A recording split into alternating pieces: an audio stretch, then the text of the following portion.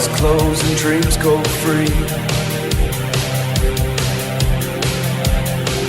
Got an angel next to me.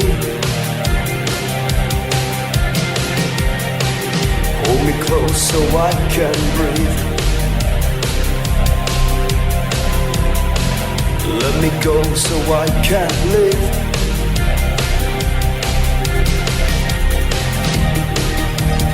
Where do we go from here? Take me far away, so we can stop the time, and love will take its place. Where do we go from here? Take me far away, so we can stop the time, and love will take its place. It will be tonight when I turn off the world for you. It will be tonight when I turn up the stars for you. It will be tonight when I turn off the world for you. It will be tonight when I turn up the stars. I turn up the stars for you. What is going on, everyone? It's David Palmer, Leo King, and Rich Lopp here for the Awakening Experience. Of course, thanks so much for being here. We're going to be talking about the Sun card today. Super stoked, especially it's holiday week, almost end of the year. What's going on, Rich? How are you? Doing good. Doing good. Ready for Christmas. Ready to get 2024 here. It just seems like 2023. I don't know. It's kind of weird because every year since 2020, it fucking flies by. But there's been this other little element to 2023 that's been kind of dragging at the same time in a weird kind of convoluted way. I think just because it's been so challenging. This has been the most challenging year of my career. Not just career-wise, but just like for some reason, it's like every step I take, there's some kind of challenge to overcome. It's just been one of those years to test me, and I'm ready to get it out of the way. I agree. I mean, geez, like we were in your backyard even this weekend for Leah's birthday, and it was like you and I were having that combo. Like it's been tough, but I feel like all the work all of us light workers are doing, it's kind of been like the last portal to go through till like the real opening awakening is. Like I feel like we're at that the last portal always feels the hardest, I feel like. Yeah. And whatever little stuff we haven't, changed in our own frequencies, the stuff that are the subconscious little fucking fears that still, because no matter, nobody's truly all awake, that's the best part about, I feel like people who actually do the work is, having a convo with you this weekend about it. And we always find like a common ground of like, yeah, fucking that's happening. This is happening. But it's like the positive in knowing like we're all going through it, but we all see where it's leading to. And I think that's the thing to be, it's a very sun card, right? Like fucking the sun is out still every day, but I think that's the big thing. Sun card has a lot of meanings, but I feel like if I use that as an example for this, I think 2024 to us is like what we see, that great awakening is that sun, that bright, that true soul spirit connection at its greatest form, at its free form. I feel like it's the freedom of the soul. I feel like that's what we're all looking for, is that freedom collectively to really live a life that actually is fucking sunny and happy and positive, which it is. That's the irony, but it just is, man, this dark force does not want to let their dark shit go. Yeah. Yeah. I mean, you got to think about it. If everybody is actually really, truly expressing themselves, then it's hard to control people who are genuinely happy. Yeah. That's the thing. Because this whole game, this whole human game is woven together with the fabric of fear. Right. Everywhere, people don't even realize that every decision they make is a fear-based decision. Yeah. Locking your doors is a fear-based decision. Washing your hands is a fear-based decision. Now, I'm not saying leave your doors unlocked and don't wash your hands. I'm just saying, that in every little decision that we make in this life is based on fear. And they've created it that way for a very specific reason. And then as we start moving into this energy, especially next year when things really start ramping up, then it's going to be more and more difficult to control people who aren't afraid. Right. You know? So, yeah, there's a very strong concerted effort to stomp this energy out and keep people as scared as possible, you know? Yeah, and I want to say, like, I mean, I can't believe we're at 2024 here in just weeks. The intro that we just did to open this is where we'll be. We'll be in Texas with the Team Light peeps and so many others. You can get tickets. We'll be in Austin, Texas, April 7th and April 8th. And I'm excited for that event because the general consensus, which I know there's a lot more, but I think the general way is like, we all need to start getting together as light workers because there's just no other way to do it. And really own it. Like, but there's so much activation happening in 2024 and being with the same vibes, the same frequencies of people. Especially, it's really cool that we'll be in Austin for that eclipse, the last total solar eclipse for decades here in America. And it is finishing in X, and we'll be right at the spot of where that X is going to be. Yeah. And it's awesome that Rion's got that whole convention center. It's beautiful. Tickets are on sale and they're super cheap right now. I love that he's made it super affordable for people. Yeah. And we're going to go rock it. So, Yeah. but I feel like, you know, man, that fear, it controls so many other things too, because it doesn't make us feel free. That's the whole thing about fear, is it's a trap. And I feel like that's the trap that people get really stuck in their life. Like, oh man, I'm not going to be able to do something because they're too afraid. Like if the chaos is happening in their life, they can't see like you're being trapped. And I feel like the sun card is where the funniest part to me is it's a little kid who's bareback on a horse, riding in the sun, riding outside, and the parents aren't trying to control the kid. Like, don't, hey, you know, look, right when you're born, people that aren't fucking cool parents already are like, no, you know, and there's got to be no for some things. But, you know, when it comes to being outside, having a good time, I mean, geez, I don't know how many thousands of years kids were probably riding on horses right away. You know what I mean? But in today's world, if a kid gets on a bicycle without a fucking bicycle helmet on, somebody's gonna have a fucking aneurysm. Yeah. Yeah. You know? Yeah. It's that expression of true happiness. And Yeah. I think the majority of us only feel, well, shit, some people aren't even blessed enough to feel true happiness when they're a kid. But most people, if they ever get to experience true happiness, it's when they're a little kid. Yep. And when I say true happiness, we've been so conditioned to outsource our happiness to the outside world. You know, the majority of the people who are struggling in their life, they think that they're unhappy because of something happening outside of them. And the solution to that is for something outside of them to change. Where if you remember back when you were a little kid, your happiness is kind of unconditional. Yeah. You don't have money in the bank to worry about. You don't have a social status or something like that to worry about. It's just like, I'm just happy because I'm happy.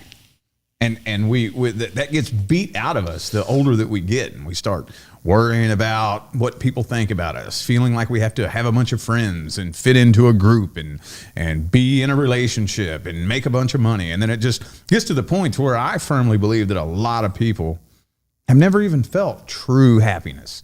Happiness because for no reason, just because I'm happy, you know?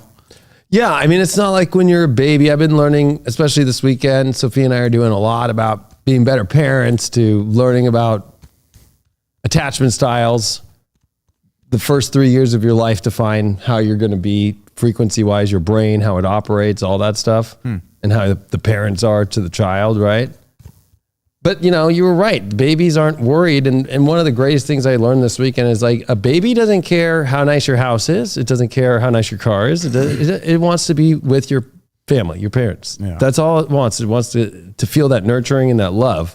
And I feel like when we're in that space, that's when the sun card could come out. It starts with yourself first. If you're beating yourself up, you're not, you know, if you're depressed or you're not happy, you don't know how to have happy, you don't know how to have fun, you don't know how to play. It's inner child. I mean, I am a Leo, and this is the Leo fucking card, which is funny. You're an Aquarius. That's a star card, and they're very similar to me. Both of them are looking up at a major aspect of the sky and having this very deep peace within themselves. Yeah. And it's nature and the beautiful aspect of it. It's the only two cards that really are that. I'm connected. And when we're not connected, it's fake fun. Yeah. I don't know too many babies that are already like, I want to be on the Real House Babies of fucking Beverly Hills and be on the drama of being the baby that's fucking like, yeah, you got my fucking pacifier, you know? Yeah, because that, I mean, that real true happiness is so hard to find. And I know, I don't remember if I talked about this on one episode before, but I had to reprogram my brain to find true happiness. And it wasn't until after I had come into my 30s. And it's still difficult to hold on to. But what I had to do is I had to start saying affirmations. Because for the longest time, you know, I've struggled with mental health issues and drug addiction and shit my whole life. So even up until the past couple of years, as soon as my alarm clock would go off in the morning, or as soon as my eyes would detect light and my eyes would pop open, my first words were, fuck. God damn it, I'm fucking awake. Fuck. You know, just like I would just immediately. And that would carve out the most negative energetic pathway for me throughout the rest of the day, you know? And I was like, man, that's not cool. I got to reprogram that, because that's a subconscious program. So I made it a point that as soon as my eyes popped open in the morning, I would say, I'm happy, I'm excited, I love my life. I'm happy, I'm motivated, I'm excited, I love my life. And it was hard.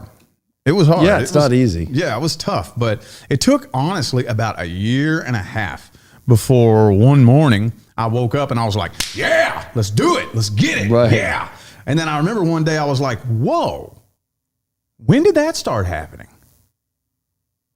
Well, I was in a good mood yesterday. I've been in a good mood all week.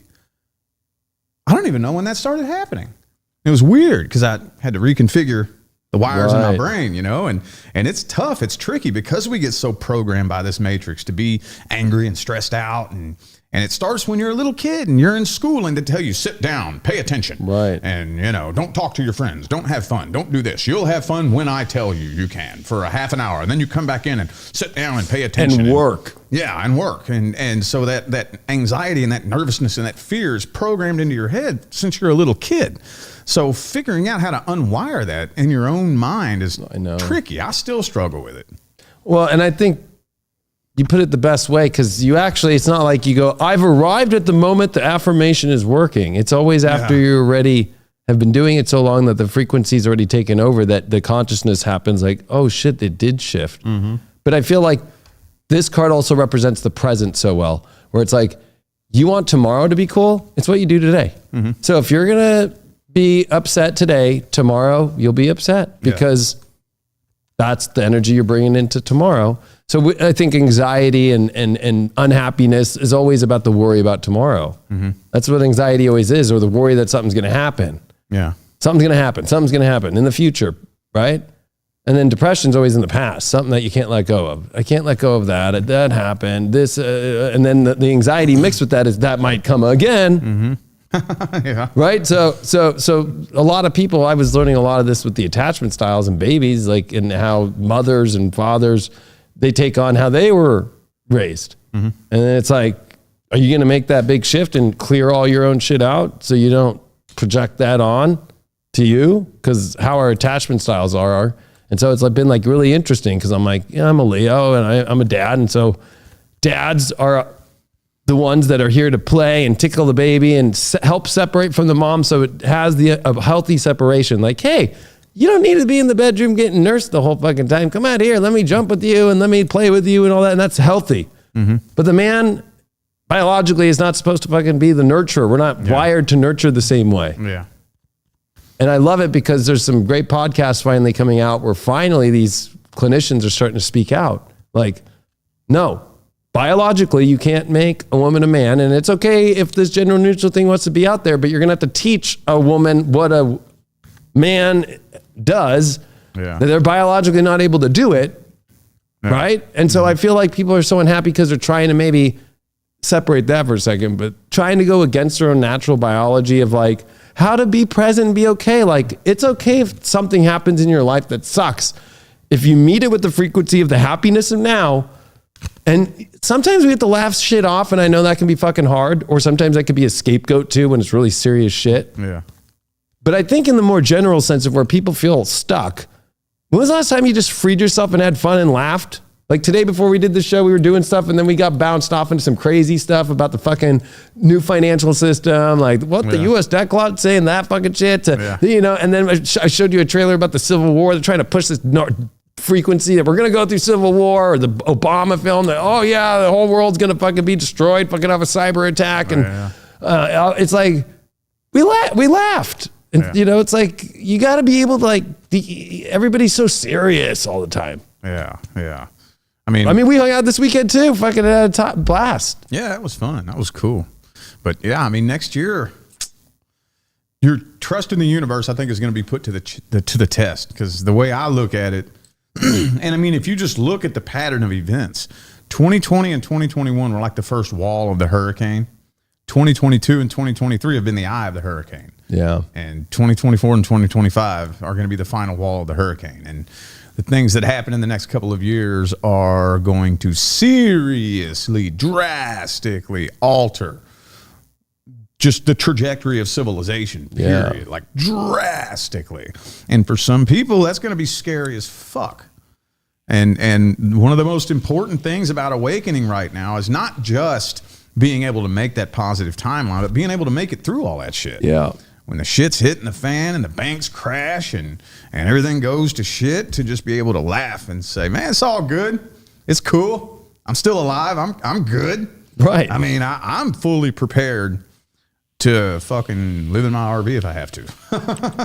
I'm not banking on that as being what's going to happen, but I've played with that timeline in my mind and been like, well, fuck it, whatever. I mean, if it was to come down to that, all right, then it is what it is then. Fuck it, you know? I mean, it would be a fucking adventure, I feel like. Yeah.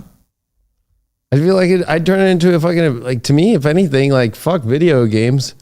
That shit would be real as fuck. Like, all right, Sophia, get Aurora. We're in the RV. We're fucking going out. I already know where my secret spot is. Yeah. And how to get there. That makes GTA seem boring. Yeah. You know, like, oh, fuck, I'm going to have to take this little fucking road and take that road and da-da-da-da. Yeah.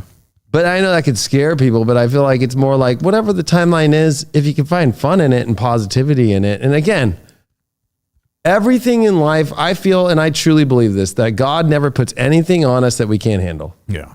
Period. I truly 100% have lived by that. And I feel like with the sun card, it's that. A kid, I remember the first time I got on a bicycle, you know, I had training wheels, and I remember it was only like that first couple days. And then I was like, I don't want the training wheels. And my dad also was like, yeah, I don't want you to do that. And then my dad and my fucking uncle just sat there and fucking held me and fucking then pushed me. And I would go to my uncle and then, okay. And my brother and I figured out that day, and then you just go. And that's the same way that this horse is to me, is like, just fucking go. Like, and it's so much fun. But if you live your life with training wheels on constantly, you're not really going. Sure, you're going, but you're not really going. You're not like, I'm sorry, but if you're fucking on training wheels, or I used to use, people know me in my old horoscopes. I'm like, you need to take, like, you know, when you go bowling and fucking people put up the fucking, on the gutter rails, they put those fucking, well, in the old days, you had to blow up the fucking, you know, they put up the blow up fucking gutter guards. Yeah. Now they're like automatic. But if you're going to bowl your whole life with guards on and not go in the gutter, you're not really living. You're not throwing it to really fucking get a strike the way you want. Yeah.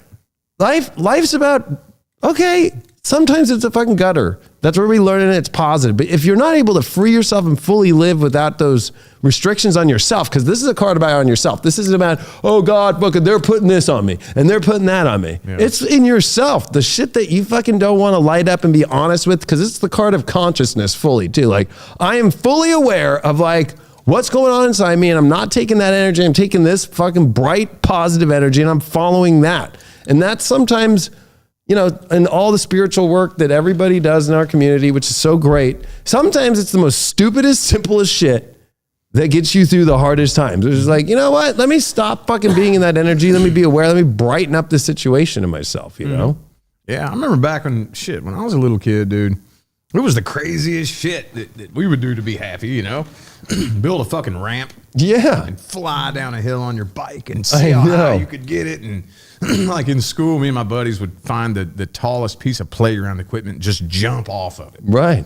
Like a 10, 15 foot jump, like as high as this ceiling right here, and just jump off, and, you know? And it was fun. Yeah.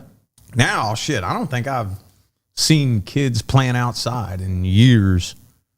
I mean, yeah, I feel like it's not the same where we were jumping off roofs. Yeah. Like, I don't know what it was at 5 and 7, you know, you're 6 years old. You're like, I want to get up on that fucking roof. Yeah. I want to see what's up there. Mm-hmm. But that's kind of the sad part is like that inner child in us never goes away.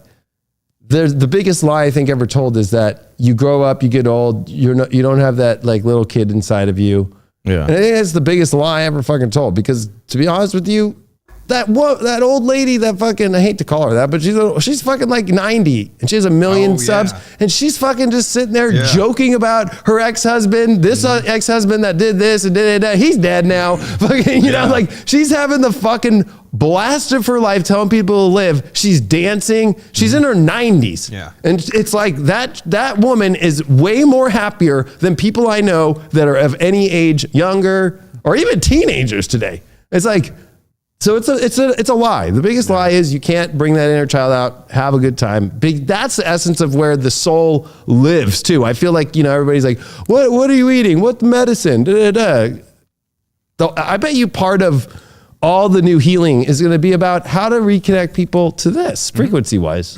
Yeah. That's what it's going to be. And I hate to say it too, because it is the sun card. Get out and fucking let the sun hit your face. Yeah. Roll down your window. Like, put your sunroof. If you don't have a sunroof, put your fucking head out the window. Be Ace Ventura for a second, you know? Mm-hmm. Yeah, yeah. And, you know, it's funny, too, because, I don't know. When I was a kid, I looked at the world and looked at life through this amazing lens, you know? And I think we all did, to a certain degree, looked at life with such excitement and adventure. And then, I don't know, it just kind of gets pounded out of you the older that you get. You know, you can't express yourself without, sit down, shut up, be quiet, pay attention. And then by the time I was a teenager, I was one depressed, angry fucking person. And I think that we're actually moving into a world where not only do we get that childlike view of life and the world back, but I think we're actually moving into a world where the way we pictured it as children, it will be. Yeah. Does that make sense? 100%. Because, you know, they have some of the technologies that they have out there will blow your fucking mind that have been hidden from us for years. This shit, they had this shit back in the 50s. This is nothing new, you know? And they just kind of drip it out to us little bit by little bit when they want to. And this, I think this new world that we're moving into, I mean, it's all that old control system is going to go away, and we'll be able to regain that amazing perspective of life, and then actually turn the world into that beautiful picture that we have in our minds. Does that make sense?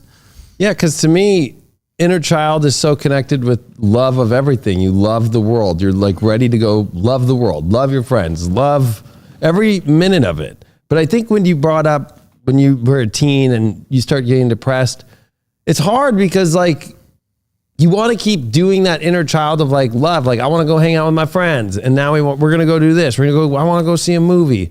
And then there's always the no's and the you need to learn. And that's part of life though. I think that's the hard part. Now I'm not talking about parenting, but I'm just talking about as an astrologer, that's where Saturn comes in. You know, as we age, there becomes restrictions to things to help grow up. But we have to learn how to balance that in a positive way. It's like, you know, you can still have a great time and fucking not be fucking a dumbass. Because I feel like without some of those growth lessons, you know, let's be real, like some people would just, you know, end up fucking just thinking that they could be Charlie on fucking Tiger Blood fucking 24/7. That ain't gonna go too well. Yeah. So I think it's hard though, because when do you make the adjustment? I feel like, you know, there's hard lessons in life, and I think it's about accepting them, learning from them, and then you call it finding that light switch back on. I would call it like who I really am instead of the false sense of self that I create. Like, let me turn myself back on. Who the fuck am I really? Like, this is who I am. I'm the fucking kid who always likes to have a good time and loves to fucking go outside and play baseball and fucking and I, you know, I'm like you. I like to joke. I like to fucking make a laugh. Like, let's fucking who's fucking gonna make a joke around here with me? You know, who can I tell a joke to? That's the hardest part for me now in this world is I think other people out there, light workers, we are all jokesters. Laughing is part of the medicine of being a light worker. And it's so weird in today's world. Well, I could be anywhere and say a joke and somebody will look at me like, are you serious? Like if I don't know them at a store or something, a clerk, whatever, and I'll be like, oh yeah, look at, da, da, da, da, da. And then once in a while though now, you get that person who's like, that's fucking hilarious. And then we'll say a joke back. You're like, thank God. Yeah. And that's what reminds me that I think you're right. Like, it's going to be fucking crazy. But to me, I feel like we're at this is like this big doorway that we've been waiting for. And there's been so many doors that I feel people give up. This is also a card that you don't give up with. The sun never gives up on us. Every day it shows up. It is constant. Right? Might not be every second because of course night comes, but it does return every morning. And I feel like we have to be constant in our light work. We have to be constant in how we adjust our inner child. There's moments when the inner child might not be needed, right? When a serious situation happens, like if you gotta go take somebody to the fucking hospital, I mean, there's still me, I'm a Leo, like fucking making a joke. Oh, I probably shouldn't have said that, like, but I think that's not as harmful as like, oh, this is just so bad and horrible and you're gonna be horrible too. Like we all have to find it. We all have to find that in self. And I think that's the number one thing that, takes away our freedoms is ourselves. I think if you take the pandemic, I mean, every country was different, but in America, there was no law telling you that you had to sit at home. Yeah. The media told you that. Yeah. Right.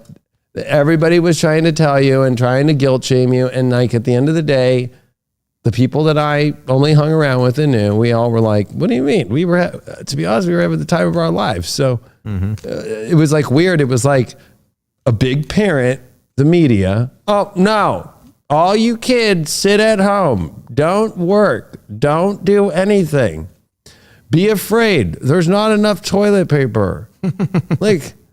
And they're trying to say that again because they just closed the Suez Canal because of this war and they're rerouting all the fucking ships down by South Africa now. Wow. And they're trying to say, the last time that one ship in the Suez Canal got stuck, right? There was now they're rerouting every ship around there. So I'm like, now they're trying to scare people. Well, yeah. And it's like, who fucking cares about fucking toilet paper? Did you see that when that ship got stuck in the Suez Canal? I did. They went back and they followed it. And then I didn't see that part. They retraced the route that it took. And this boat, like no shit, went all the way through the ocean and drew a picture of a dick in the middle of the ocean.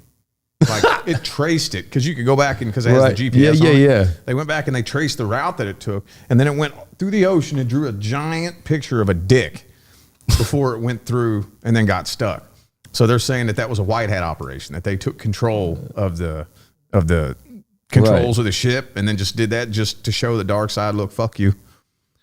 So that was pretty funny. So every time I hear something about the Suez Canal, I'm thinking, that's something the good guys are doing, I think it's crazy that it's been brought up again in this same cycle. Like it's like that was the beginning of the portal. Now I feel like we're at the exit and this is the signs where you're seeing similarities of kind of events starting to happen, but they're all like in a different way. I mean, as an astrologer, I already know like this Mercury retrograde happened exactly where it went direct in January. So it's a double repeating pattern here of Mercury being at the same degree where it went direct in January of this year, and then it went retrograde at the exact degree it went direct in January. That's very rare to spend more time than ever to sit the fastest planet to be the slowest on one exact same spot in the same year. Twice. That's a signal to me like this is the portal. This is the 3 weeks of the end of what we've been waiting for. And right as we start 2024, which again is a fake calendar. Yeah. To me, it's the light workers. Like this is what we've been waiting for, but it's going to look like, and everybody's going to start to buy and don't buy it. Yeah. That it's opposite of this. It ain't sunshine. Bill Gates is going to kill you fucking with the sun and all that. That's all the shit they're trying to do right now to fucking scare the fucking shit out of you. Yeah. So you don't fucking feel good about the world and you don't feel good about your life and you don't feel good about your love and happiness and I'm never going to find anything good. All I see, like, especially this weekend, right? Like, I have nothing against you. What if you're gay or not? I'm not homophobic, but it's just like there was that staffer from the senator who fucking had those staffers having sex in the Senate, right? It was all over the place. And it's like, you know, okay, like, I understand that's pretty fucked up for, you know, like nobody should, it's public, it's the people's house. But the fact that people are losing their minds about it, I'm kind of like, you know, I hate to say it, when I was a kid, I had sex at school with my girlfriend. You know what I mean? Like fucking, like I'm not taking sides of, oh God, you're not part of the right side. What side's right? Yeah. I just think it's hilarious. If anything, I just think it's hilarious. I'm like, if anything, I think the people who are like making the funny memes about it, because that's more the side I'm on, like riding for Biden. Like that's the new thing. And I'm like, it's just fucking hilarious to me. And of course I understand, because I am a parent now, that, you know, some of this shit, they shouldn't be pushing that shit on kids. Yeah. But at the same time, it's kind of like, I know there's so many things going on that people are so concerned about. I laugh at all of it. Yeah. It's like, you know, what happened? Bill Clinton fucking fucked Monica Lewinsky with a fucking cigar in the White House. Anything change? Like, there's a good meme too about love where it's like, find the partner that in the 10 minutes you have in the laundry room while the kids are fucking playing and the dinosaur nuggets are in the fucking oven, that still wants to make love and be a freak in the laundry room in that 10 minutes. And I feel like we're at that moment collectively. Like, can you, at the moment when everything feels like you shouldn't be able to have fun, love your partner and all that, you got kids, the dinosaur nuggets are 10 minutes away from being done, the laundry you got to do, and the kids are about to come upstairs in 10 minutes, you can still find love and happiness. And I feel like that's what's missing. I feel too many people are stuck in how disgusted they are about everything, instead of like, I know when shit's wrong and when shit's right, but that doesn't mean I'm taking down my happiness and my positivity and my love and my brightness. If anything, I looked at that like, that is fucking hilarious. And then everybody was like disgusted. I think it's disgusting too, but in a hilarious way. I'm like, how embarrassing that they put the video up of the fucking guys doing it. And I'm like, these people are fucking gross. Plus the story goes deeper that there's this underground fucking senator, like, weird fucking chat or something where they're called bottoms, like, I guess, where it's like, you want a bottom? We got the guy. I'm like, this is the Roman bathhouse. This is exactly how Rome fell. And that's the last signal. The last signal is the Roman bathhouses. And they just showed it to you on TV. And the Senate, I have to remember back in Roman days, it was the Senate and the senators that were in the bathhouses. They just showed you the signal. We're at the change of it all, you know? And you got to laugh at it, because you can't, if you were in Rome back in the day and you found out about all the Roman bathhouses and them taking little boys in there and shit and fucking cheating on their wives, not wanting to be around the women and wanting to just be around their little boys in the fucking bathhouses, and you were a citizen, you'd be disgusted. But at the end of the day, like, what are you going to do? Like, if anything, it's a signal of like, hey, there's people that are getting off track. I'm going to still stay positive and happy in my life. Yeah. I think that people, you know, let the disgust overwhelm them, and then the dark wins. It's like, I'm going to wear the disgust. Mm-hmm. Yeah, yeah. You know what I mean? Yeah, they don't, to a certain degree, there's, it reaches a certain point where they don't care if you know what they're doing, as long as you're pissed off and in fear. Yeah. That's, at the end of the day, that's all they want. So they'll sacrifice being exposed as long as you're mad and pissed off and in fear and disgusted and angry. They're cool with that. So that's why we're going into such tricky times. This again circles back to my original go-to point. This is why learning manifestation is so important. Because when you learn manifestation and you take control of your frequency, You become sensitive and you become picky about what you focus on and what you pay attention to. And that's the reason why I teach what I teach, because, you know, if you're on a manifestation path and you're paying attention to your frequency, when you see that, yeah, I agree. I think it's pretty disgusting. Okay, well, I'm not looking at it then. Nope, don't look at it. Don't think about it.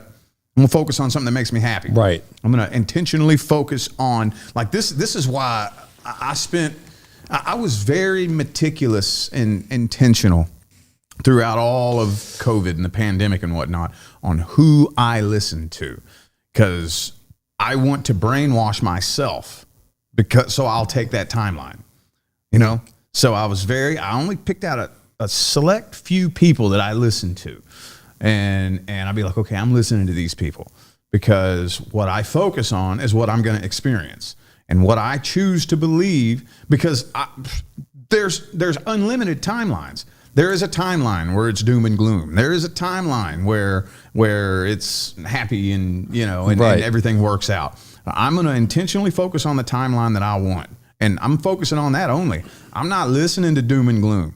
I'm not listening to these people who are even in the truth community, the people who are scaring you. Oh my God, they're poisoning you. They're poisoning the air. They're poisoning the water. The cards are against us. You know, I'm not listening to that shit, because those people get stuck in that low vibrational. They get stuck in it, and then eventually, like going back to what we were talking about a little bit before we came on here, you know, about, you know, people are going to start dropping off. Right. You know, that's the split. That's when the planet finally goes pop. And those people that we see drop off in their timeline, they're probably going to see us drop off.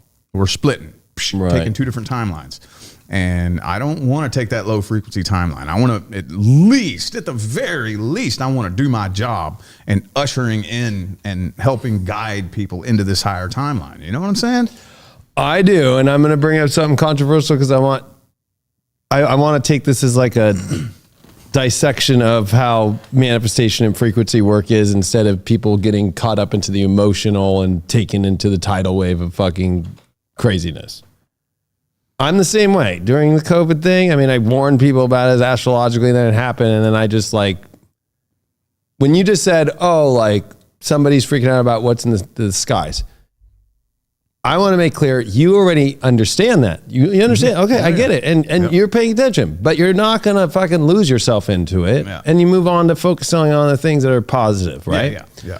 So I would say that the COVID thing, especially astrologically, really was more of a thing that everybody had to really, like, it was the big, like, here we go, the big manifestation test. Now you have the war, right? And it's like, to me, I've been like, I don't want any fucking negative, dark shit, right? Anybody taking that stance now is fucking, you're not on this side. You have to be on the fucking side. They're still going on about that war. Oh yeah, no, it's like they just did a fucking poll that people are more fucking upset than ever right now about what they're seeing.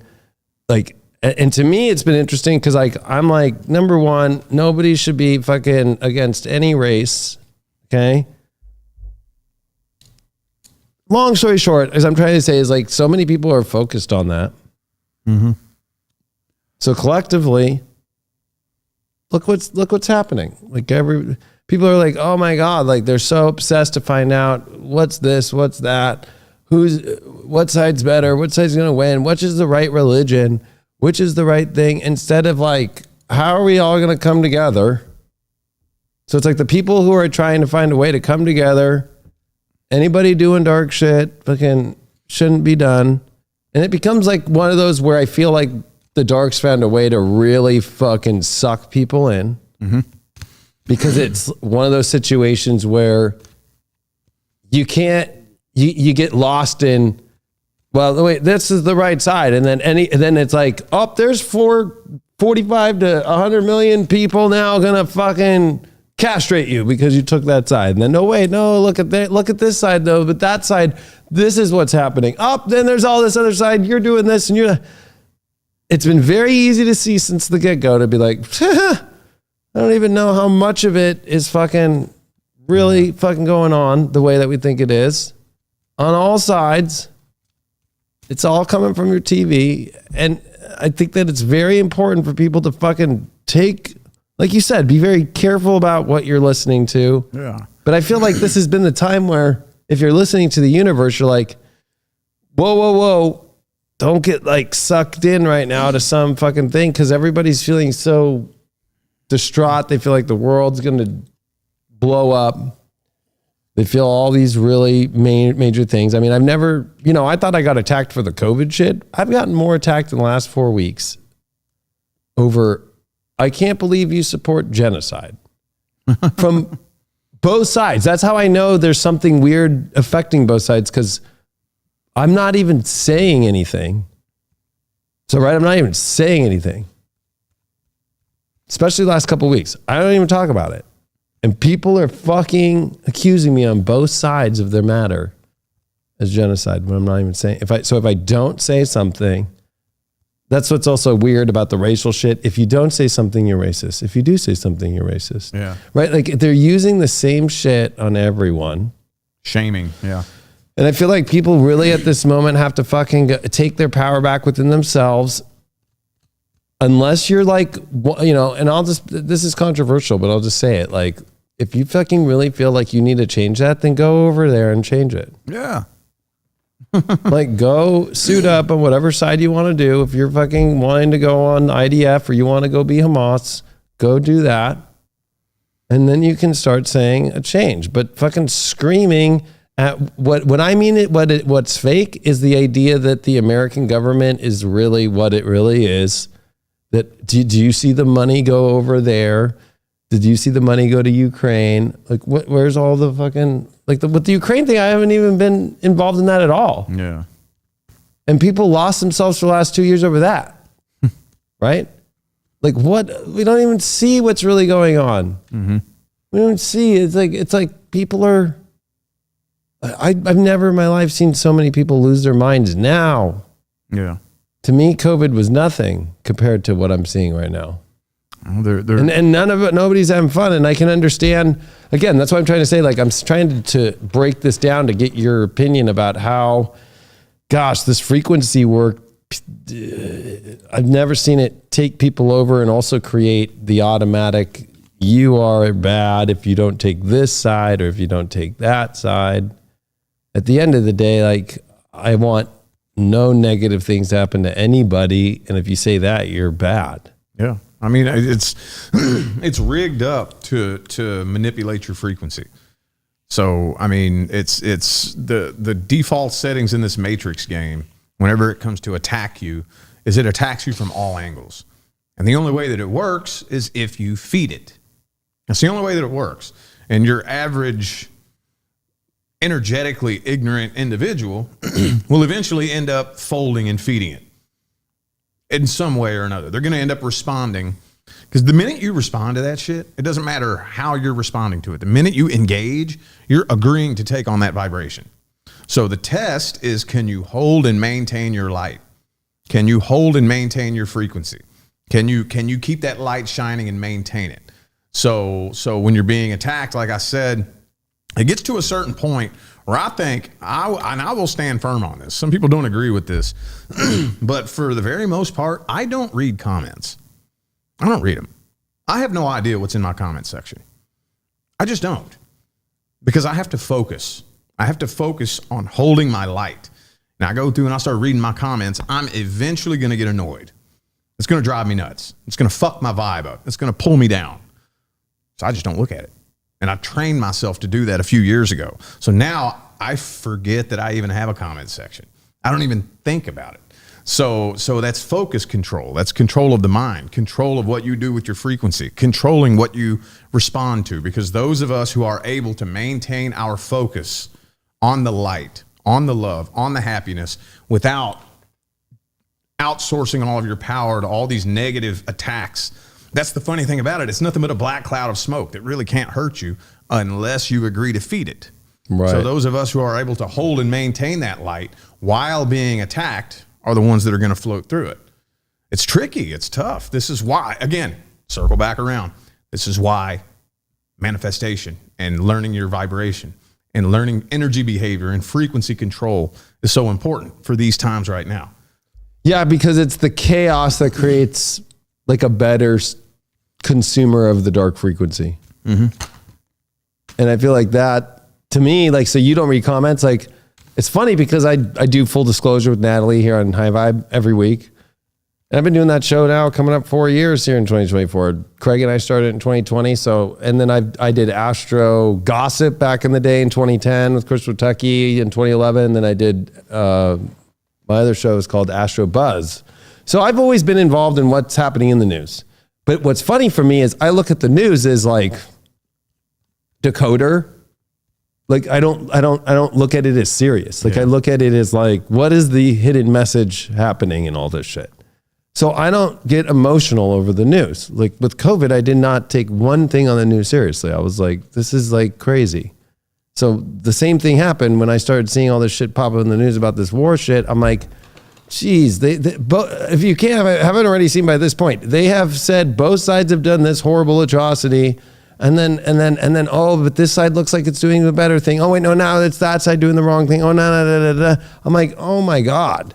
And it's really not about what's happening, more as who they're trying to turn on to suck that frequency and become a fucking dark, fucking unhappy feeling. And that's what you see with the race wars today. Like there is no race war, but people are choosing to have a race war. Yeah. Or, you know, and I'll be honest, I got involved into arguments on my Twitter last week because I just have always been taught, and it was crazy.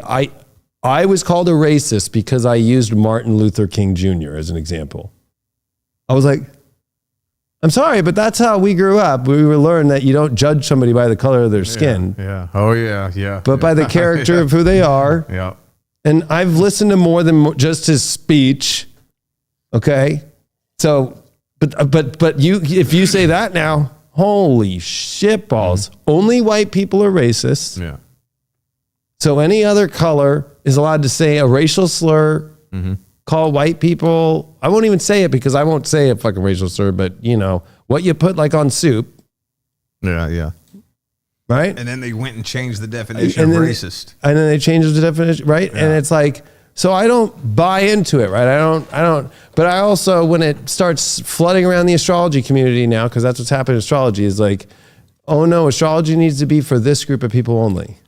Oh, shit. So like now there's only LGBTQ horoscopes, or now there's only for this race horoscopes, or this group of people who supposedly aren't getting, we're in the most free. This is the card that fucking proves that we've always had freedom. All, you know, like it's fucking mind blowing. Yeah. Especially since all of us have been alive. So, you know, it's easy to be like, well, in the past, I'm like, okay, fucking in the past, fucking people were eating dead humans to fucking as medicine. And that was normal. We don't do that shit anymore. Yeah. Hopefully, but it looks like they might be doing that shit over again. But that's the problem, is I feel like everything now, everybody's too afraid to be who they are. They want to be seen as what they want others to see them as. Yeah. And then I feel like people get sucked up into, well, what side are you on in the war? And then in the diversity, what do you associate with?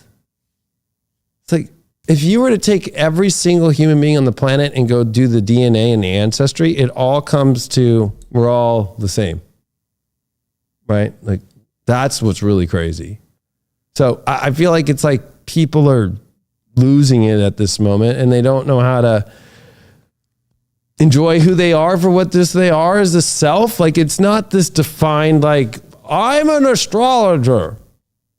I don't even tell people I'm an astrologer. I always go, I fucking, you know, when anybody asks what I do, I go, I own this TV network called High Vibe TV. It's a spiritual network. I don't say I'm an astrologer or something.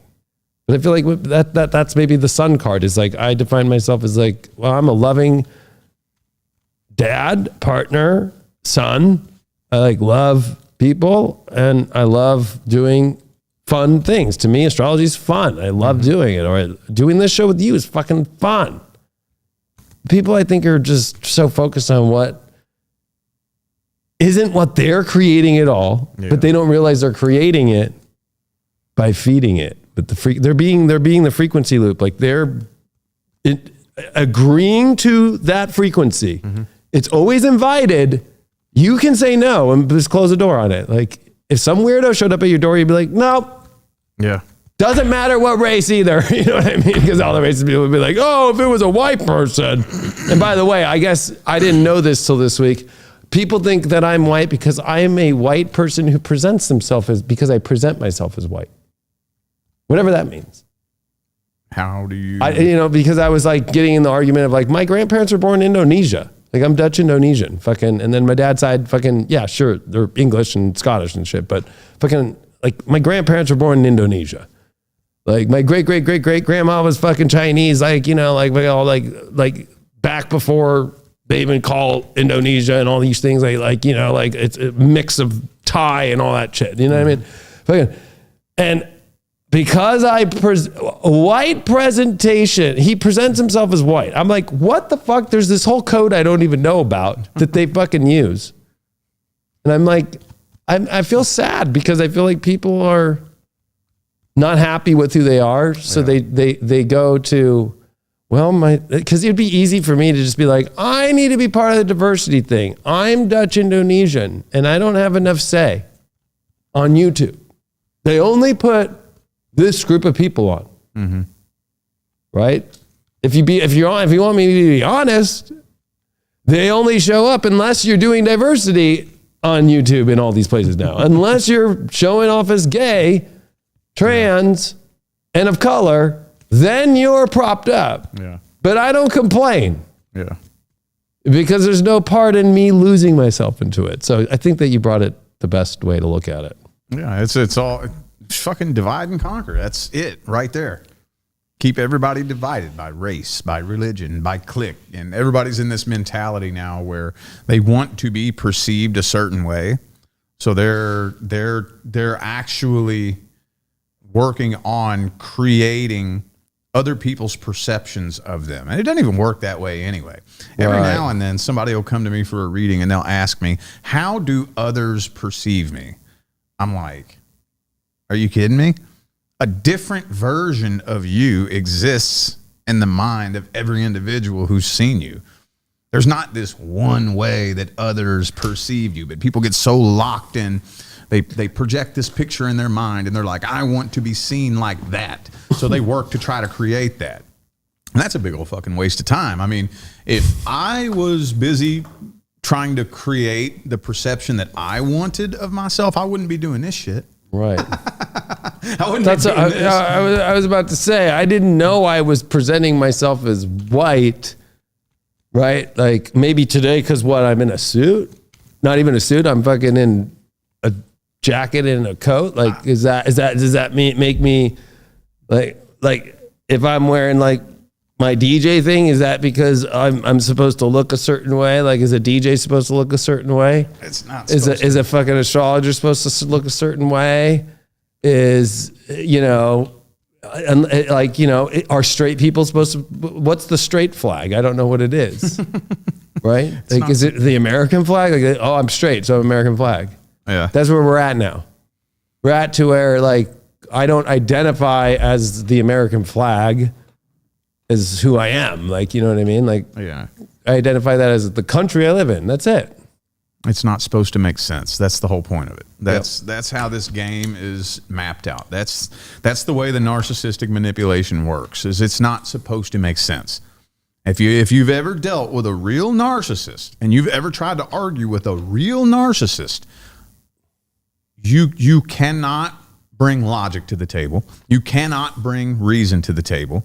You cannot get to a point of conclusion. It's pure chaos that makes no sense. And the harder you try to make sense of it, the harder it'll fight against you. And like, there is just no logic at all. And it's designed to fucking break you down psychologically. Because if we really, really want to sit and try to logically explain David Palmer presents himself as white, we'll lose brain cells. That's so fucking stupid. And it's designed that way on purpose. It's not supposed to make sense. It's supposed to piss you off. And that's how they divide and conquer everybody. And, you know, there's so many people out there just feeding right into it. And the age-old game of divide and conquer is still working with all these people who want to play these stupid games because they're so worried about how other people perceive them. So they just play along with the nonsense and the narcissistic gaslighting, and they just fall right into it so they won't be shamed and bullied. You got to not give a fuck what anybody thinks about you. You know, that's your superpower. Your ability to say whatever you want about me. I don't give a fuck. That's their worst enemy. That's their biggest fear, is for you to not care if you're attacked. Like I said, holding and maintaining your light and not feeding into those dark forces is, next year, it's going to be put to the test. Yeah, especially, you know, taking the idea of the sun card, like it's like, what is it, the sun changing its identity to want to be a planet? It doesn't go reverse backwards. It will, as the theory goes, it will eventually burn out and turn into a black hole, but then come out the other side and rebirth itself. That's the some of the ideology that's out there and some of the hypothesis. But the whole thing is, the sun's about who you are as a soul. So, you know, everybody tries to connect everything with a soul. Like, you know, I don't think that, you know, any of these things that are physical of matter would identify you as a soul. The light of the sun, it looks physical, but it's not so much physical as it is metaphysical. And I think that when we're dealing with metaphysics, spiritually, I've never on a reading looked at somebody's soul or their guides as a race. Like, you know, it's much more of a unique, beautiful soul energy. It's not by color or by any of the, it's a feeling. Mm-hmm. And I think that the sun card is when you can let yourself be in your feeling of who you are. And it doesn't matter what timeline you want to go down in the past. The 1800s, the 1100s, the 500s, BC. You being yourself without trying to identify as to, really it's trying to identify, people who are doing the identity thing to try and fit in. And when you try and fit in, it might work for a little bit and then you're going to be marginalized out anyway. Mm-hmm. And I think you're right. It deals with people that are, to me, you use the word narcissist, I would agree, but I would call it people who are at war to win it no matter what it fucking costs. Mm-hmm. And that's not what the sun card is. Like, the sun's not at war with us or we'd be already gone. Like, that's the truth. Like, we'd be gone. We wouldn't be able to be alive here or to have this reality at all, or our consciousness or our identity of any of this stuff of what we are here. So I feel like we're at a very important moment, because this, if we're going to call it a year, it's more like just the divine time has finally arrived. Yeah. That if you can be your true, authentic, pure, genuine, life-loving self through this and not let all the fucking arrows that are going to come after you and all the weird fucking shit, you are going to not just glide through it, you're going to have the time of your life. But if you're going to fall into these traps, I really don't, you're not living in your happiness, your soul, and you're restricted. And you know, it takes courage. I think the biggest amount of courage it takes in life is to be your full self. And it's not focused on, well, did this group fucking accept how I put it out there?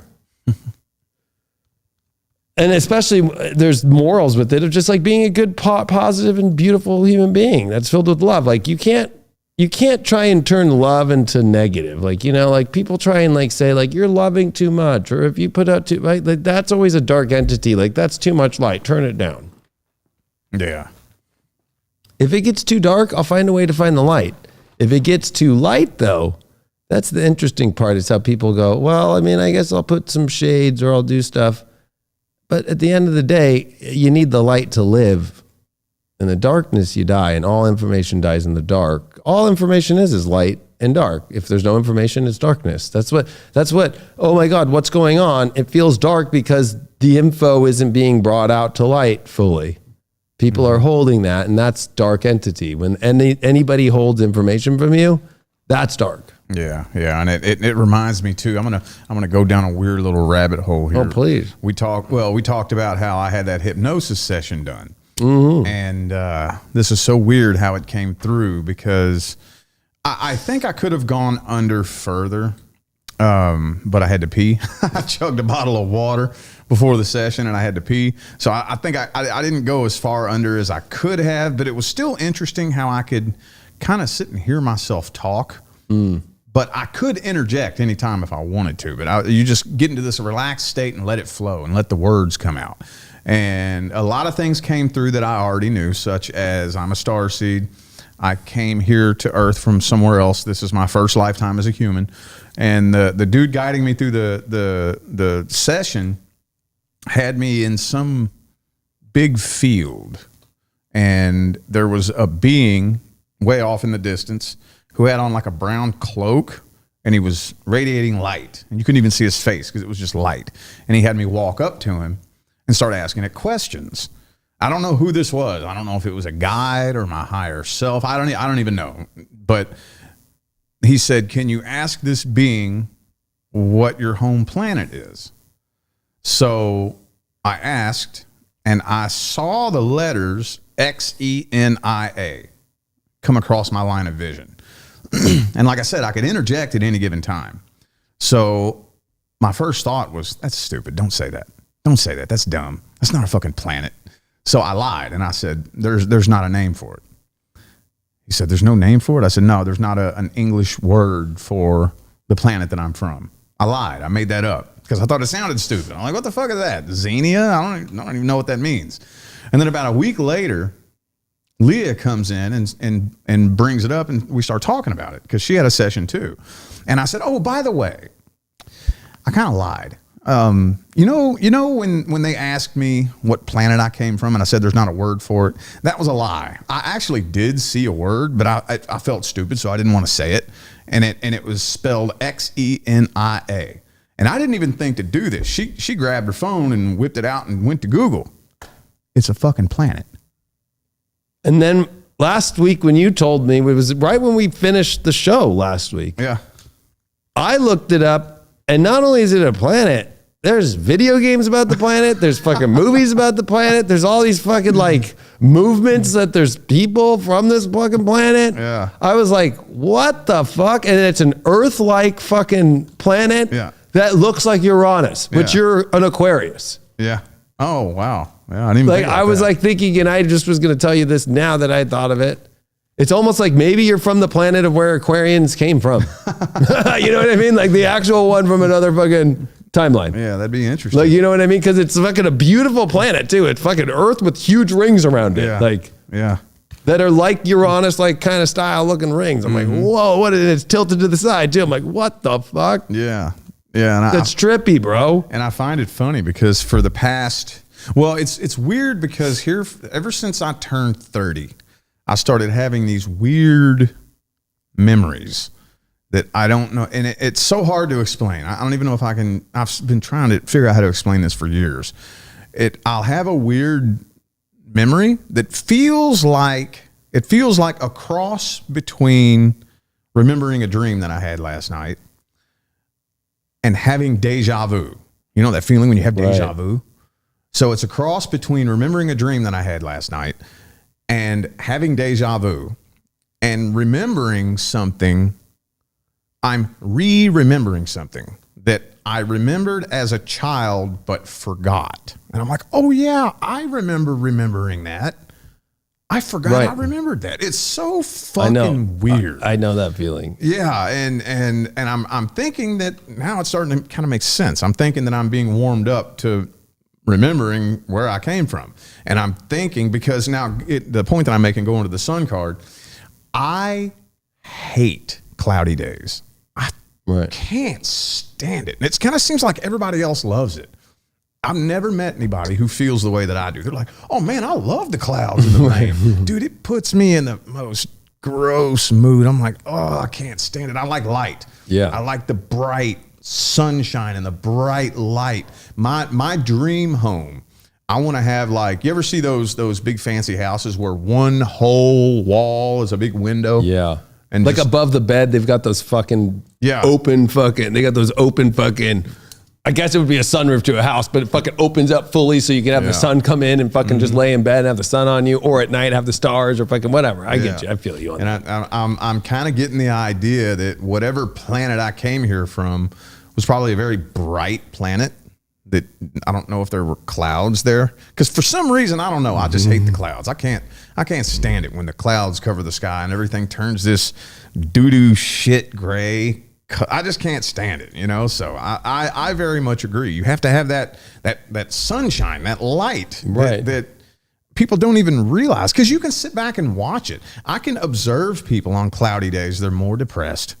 They're not happy. I don't know why they say they enjoy it, because people are more depressed. They get angry easier. They get in bad moods easier. And you could just sit back and look at humans, and the whole vibe just goes woof on those days, or not just days, but whenever clouds cover the sky for like a week. Right. I don't know if you. It reminds me of a funeral. Like, you know, like at a funeral, it's kind of like cloudy day. Yeah. Everybody in their black, like, and everybody like so upset. Mm-hmm. And that's actually like kind of the old tradition, right? Is like, you know, cloudy days are those kind of like somber, bad, depressed moments. And I think that's when you know, you have to find a way always for the sun to break through the clouds in life. You know, it reminds me of the light at the end of the tunnel. Mm-hmm. Like some people just, God, they almost like are addicted to like not letting the light come through. Like, oh, there's still no light at the end of the tunnel. And like, that's their supercharge. Yeah. But it doesn't get them anywhere, and it keeps them in a fucking like locked spiritual state. And I feel like they've done their best that they can in the dark to fucking create that as we're never going to get through all this, and we're always going to be in a world that's constantly this, whereas maybe it's more like, no, there's no great reset, right? Like, it's an awakening. And so you can take whichever path you want. Of course, to me, like, like a lot of astrologers, especially the Mayans, right? The whole 2012, the world's coming to an end. People thought, oh, the physical, like the way, no, the timeline shift began then. And that's what I think is crazy is we're coming up in 2024 to the fucking 12 years since 2012. Year of the Dragon. And the Year of Dragon and the Jupiter in the same space. And we're about to see what that was. Like to me, I look at it, you know, I'm an astrologer, right? So there's 12 signs. Jupiter goes around the sun 12 years. Or if you're an astrologer that believes in flat earth, then okay, Jupiter goes around the zodiac every 12 years.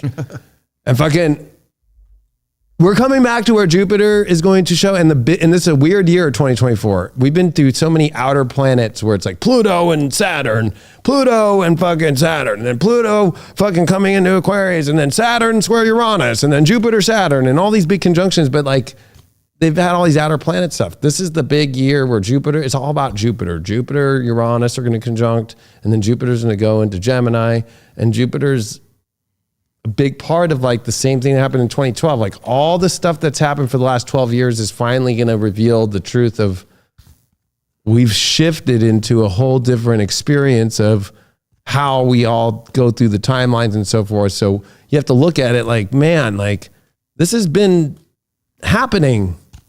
People get, I think, lost into thinking nothing ever good's going to happen. I'm going to be addicted to this dark road. I want the clouds. I want the dark cave with no light at the end of the tunnel. Or some people, I'll be honest, they do see light at the end of the tunnel, but just a little. And then they think that's enough. You should be wanting to walk through those fucking, whatever it is, if you're in a fucking cave or whatever, a cardboard box, wherever the fuck it is, and be like, I can't wait to get the fuck out in the sunshine into that light. That's what this is about. The awakening, not the reset of, oh, just like let the whole fucking thing fall down and just keep it dark and just reset it and we'll try again. I remember when I was in prison for 30 days, really weird experience.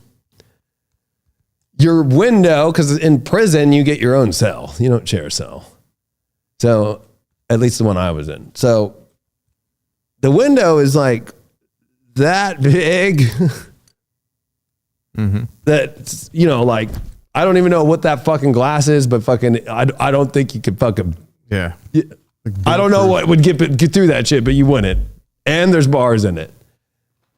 That's the only place I can get light.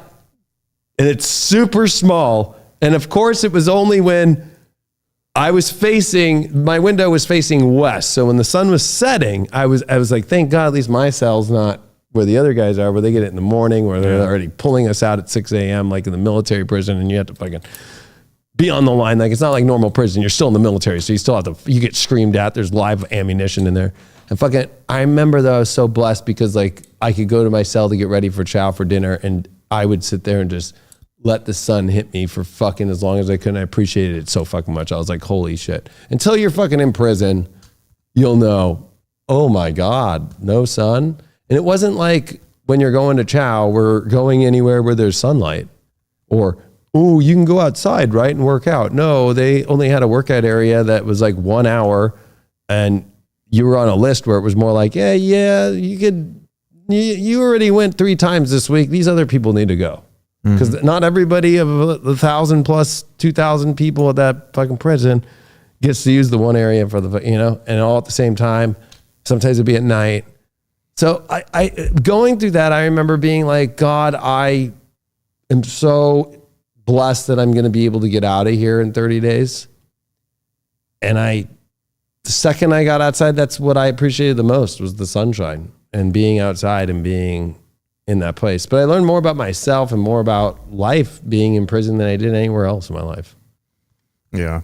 And, you know, I think people forget, like, they take advantage, I think, now of like how beautiful the moment is right now, what they have, who they are, what they could be doing. It could all be so different. And you know, the next time you get a chance, sit and really watch through that whole interview that I sent you with Jonathan Amaret, my mind mastery teacher. One of the things he hits on, and he was hitting on this big back in the day too, when the first eclipse happened, was that the sun is not bad for your eyes. Right. You're supposed to look at the sun. Right. And I mean, you sun gazing. Yeah. Well, I mean, he said he's even gotten to the point to where he can go out at high noon and look straight into it. You don't want to do that if you're just starting out. You want to get your eyes used to it, because we've, you know, been wearing sunglasses and blocking our eyes from the sun for so many years. But he even says he's a pilot, you know, so he has to have perfect vision because he's a pilot and he flies planes. But he was also an author. So he's like, I will sit in front of a screen for 12 hours, 15 hours a day, and my vision will start getting all messed up. So I just go straight outside and look into the sun. I remember because he was real big and very active on the internet during the last eclipse, and they're pushing this, don't look at the eclipse, wear these special glasses. And he was telling everybody, don't wear those fucking glasses. Look at the damn eclipse. And you know who looked at it publicly? Who? Trump. Oh, yeah. I don't know if you remember, but the news was having a fucking panic attack. Like, what an idiot. Of course, he was at the White House. He's with his family. The eclipse is happening. It was the total American eclipse, 2017 in Leo, 28 degrees, where Venus retrograded this year. The same spot. So there's so many reoccurrences happening. But the funniest in the world is Trump goes out there, fucking takes the glasses thing, goes, fuck this thing. Sits there and watches it, and the fucking media, all left with media, fucking out of panic. I can't believe he's looking at the fucking eclipse. I can't believe he's looking at the fucking sun. And I remember just being like laughing because, like, I remember I went outside and I fucking looked. I didn't wear the fucking glasses. I just like, oh, fuck. Yeah. It's like so much of, I can't even believe people get mad at me. Can't believe you didn't do that. Yeah. If they hated him, wouldn't you think like, oh, good, fry your eyes out? Yeah. But obviously that doesn't make sense. Yeah, they don't. You know what I mean? Like, oh, you really care about him that much? Yeah, they don't want you to know the benefits that it has for you. And he even goes on more to talk about the industry of, you know, your vision doctors and wearing glasses and whatnot. And he even points out, the longer you wear glasses, does that fix your vision? No. Your eyes get worse. Yeah. Because that's like correcting the vision for you, and your eyes are getting weaker the the longer that you wear glasses. And I don't know, it's just, you have to take a look at it. It's a long conversation about how important the sun is and how important the sunlight is and how important it is for us to get that. It's not just vitamin D. People say vitamin D. That's just like one of many benefits that sun gazing has. So yeah, it's very important. The sun is, and they don't want us to know about that. I mean, it's important about understanding where you're at from east to west. Very, you know, if you didn't, if everything went down right now, I was actually in the jacuzzi with Sophia like 2 weeks ago, and I was showing her the sky, and I'm like, no, you want to know where north is right now? Oh, hold on, let me find the ecliptic. This is at night, but it's super easy to know the ecliptic by the planets and the sun and the moon are the only bodies that are on the ecliptic. So it's super easy to know where east-west is based off the ecliptic and south and north is. Super easy. And I'm like, I could guide us right now to your mom's house up in NorCal if we had no power or nothing, like just off the stars and using the sun. And that's how it's been on ships. That's how it's been in life. So people think astrology or following the universe is like stupid, where it's like, that's actually how we figured all the shit out in the world that you know on your GPS today. Yeah. Or a map or anything like that. Like all this stuff is like so important. And I feel like when we say we're guided by the sun, it's like, you know, you're guided by the energy of eternal light. It's eternity too. The sun represents eternity, right? That there's something beyond just this reality, that there's a brighter power. And even God itself, or Jesus, right? The sun, the idea of the sun is the sun card. Like the eternal energy of God is that energy of that bright energy and that energy that loves and that's warm. And that's here to radiate. You know, hell is not fire. Hell is cold. Saturn is cold. It's about being cold. And what is it? The most dark people in the world are negative and they're cold. They're not warm. They're cold. They'll cut you off. They'll betray you. They'll steal from you. They'll do some secret shit. And that's cold.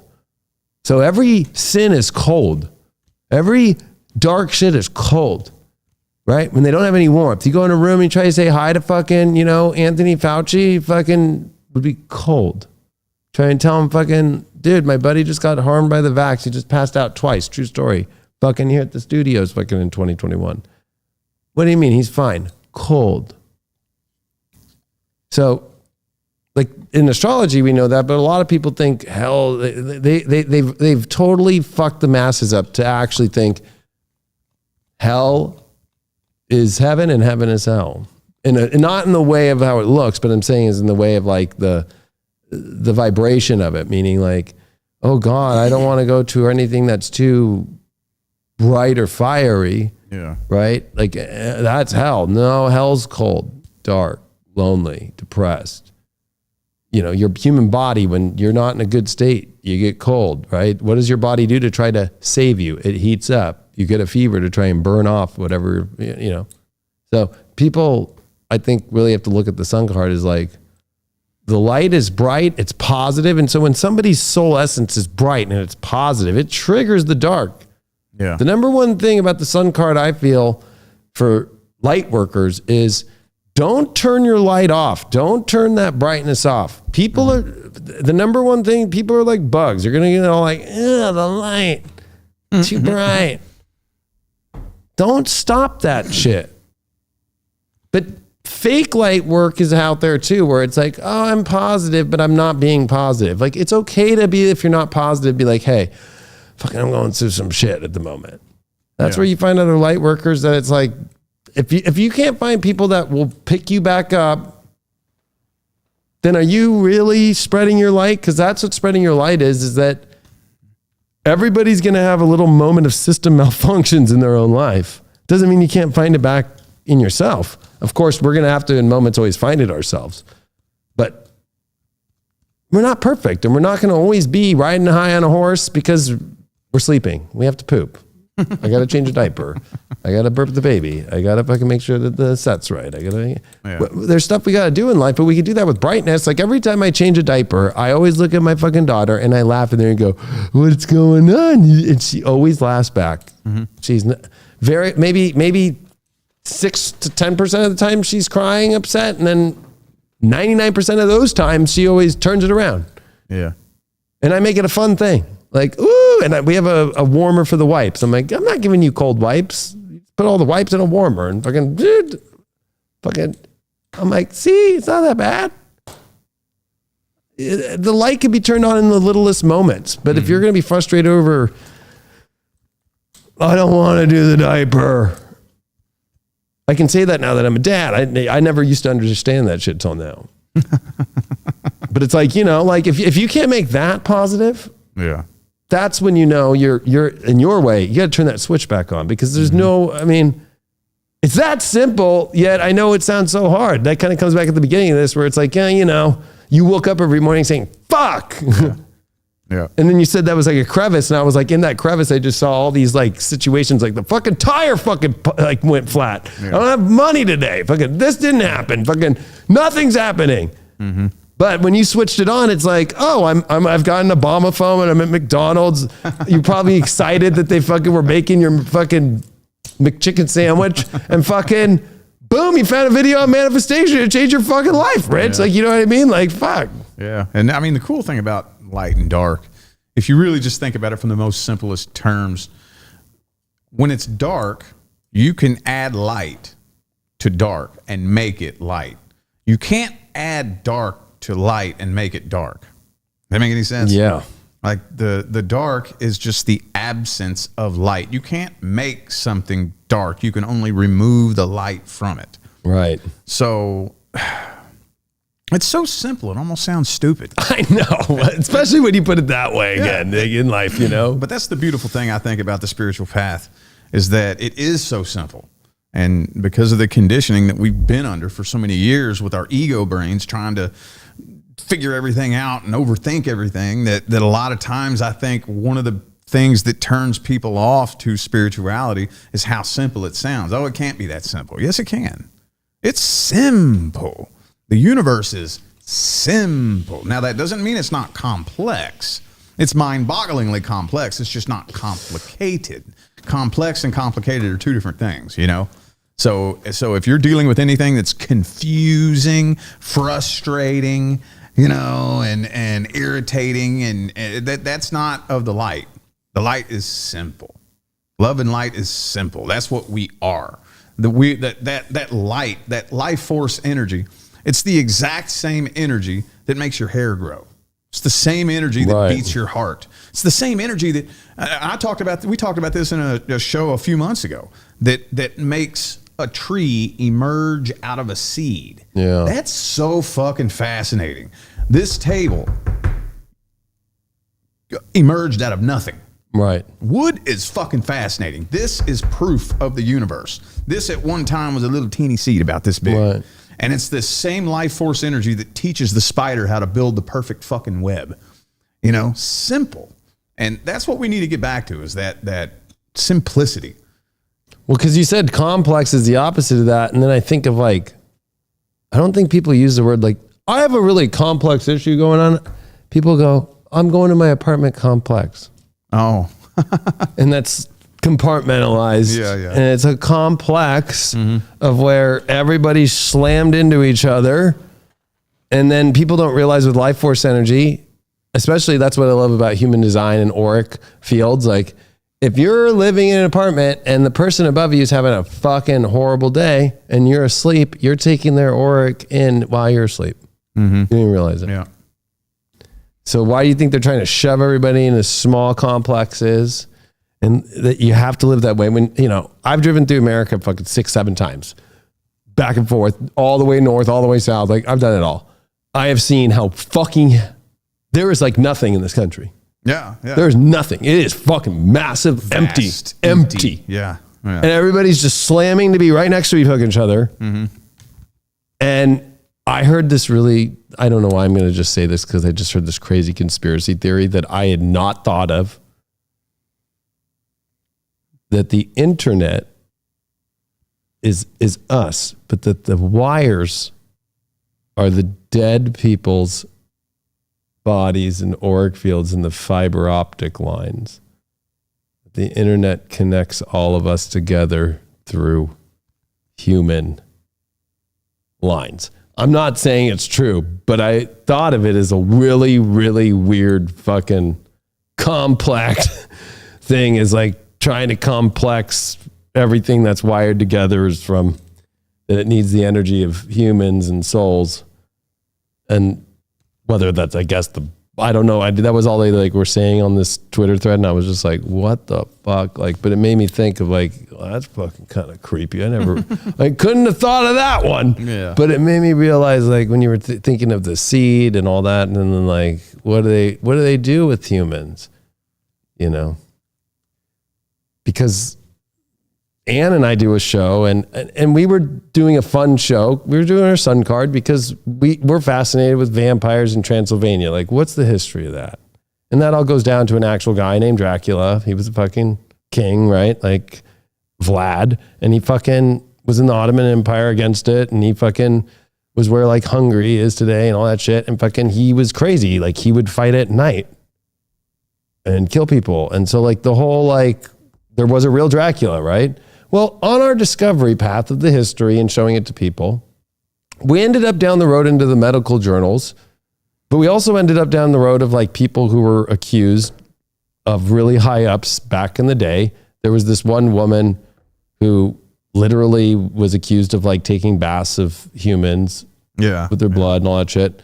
But when we went in the medical journals, she, as a kid, she was given actual blood, and they used to, you know, every alchemist like had skulls like on their desks. If you see in the old paintings, that's because like they would use, if you were dead, it was normalized for 200 years that to stay alive, if you were epileptic, seizure wise, or if you were having certain ailments, that they would cut the skull, like little parts of the skull, and like put the skull fragments in your mouth mixed with some human blood of like usually a 24-year-old who had to have died of a traumatic death. It's all in the medical journals. Did it work? No, because it's what created, as actually Francis Bacon says, is what created syphilis, is like all these humans starting to eat dead humans, right? The fuck? But it was a normal practice. Charles II literally would be shoved skull fucking dust down his fucking throat, right? Like to feel better. And right before he died, same thing. They fucking just shoved as much as they could, thinking that he would survive, and he died. Right? So it's like, you can go look it up. It's real. It's in every fucking shit. Okay. Paracelsus, and like there was like the Paracelsus theory that everybody was using, and it was normalized. It was normalized in the 1500s, 1600s, and all the way up into the 1700s. It was like normal to be like, there was even fucking Christian fucking like priests and shit that were doctors saying like, yeah, drink a cup of blood in the morning. I'm not even fucking kidding. All of it's on record. It was normalized. They shut that history down, changed the medical journals, and don't act like it ever happened. So when people now today are like, oh, you know, they're going after the kids and the child trafficking. It's like, yeah, well, that's probably true. You know why? Or the adrenochrome shit, because in the old days, the alchemists would actually make a red powder, and it had to be an alchemist, and they had to do it to where it like was like glass, and it had to be like a powder, not like the shit used in fucking what's that fucking movie? Fucking Fear and Loathing in Las Vegas. Like that was an actual adrenochrome that was used for science, that wasn't from people as far as like grinding up little kids in their blood. It was just actual adrenaline, right? The real like adrenochrome shit goes all the way back to what they were doing in the old days, and taking skulls and taking fucking blood and fucking doing all this weird shit, and fucking it looked like red powder. And then I showed the pictures, and I showed pictures online of what it's being sold for, fucking, that I tried to find, and fucking that shit's going around. That shit was normalized. It's just all come back with the same transitive eras that we're in today with the North Node. So when I heard that about the internet thing, I went, you know, Tucker said it best lately. He went around every fucking network over the last fucking 2 weeks because of his own network to promote it. And people were asking him about from 9/11 to flat earth. And he's like, at this point, I'm open to everything. He said, yeah. And he's like, they've lied to us about everything. At this point, fucking, I'm open, you know? Yeah. Yeah. But, you know, it made me go like, you know, like when people go, oh, something's too crazy now. To me, I'm like, no, people were crazy and it was normal. Like, people wanted to go do it. And then so slaves back in the day, it was because they were obsessed with mummies. So they thought that they found the secret to the Egyptians, that because they mummified themselves, that with the Book of the Dead and stuff, that they could bring themselves back to life. So they thought, oh, it's the mummy. We could make mummy fucking life back. We could take somebody who just died, traumatic death, young, 24, and fucking use their body parts and blood. And if you were to ingest it, because they could have lived 30 more years, 20 more years, that you would gain that kind of energy back. And so the fact that people today are like, that doesn't exist. You can go look in the fucking medical journals, even the Lancet, just type in vampires, and that's where we found it. And then we went into all the fucking professors that have been studying this forever, and they're appalled and disgusted and can't believe that people don't believe it when it was normal for 200 years. We live in a world right now where people don't even realize when they're trying to put bugs, they're trying to do all this shit. Yeah. That shit's actually happening. You have to be the sun card and be like, I'm not doing that, because there were people that were like, I'm not doing that shit. Fucking, that's crazy. But people today are at the place where it's like, maybe. I think that the sun card is one of those things to where it's like, why would you even think of doing that shit? Because I couldn't make that up. Like, I really, like, I love to be mind blown, because I'm like, I would have never thought that the fiber optic lines are based off humans, and that we're all, the internet is the internet of us and people and all this shit. And I was like, wait, what? Or like the soul, like, as if they're like taking dead souls and like beaming fiber optic through them to be their energy to fuel the internet and all this weird shit. I was like, I mean, I fucking work in tech and I understand how the internet works. So I'm kind of like, I don't know. But then I think of the Matrix. And then I think that in the movies, they needed human bodies to be the fucking batteries, and it's a whole neural network, and it's a fucking net. I'm like, nothing would surprise me nowadays. And you know what I think?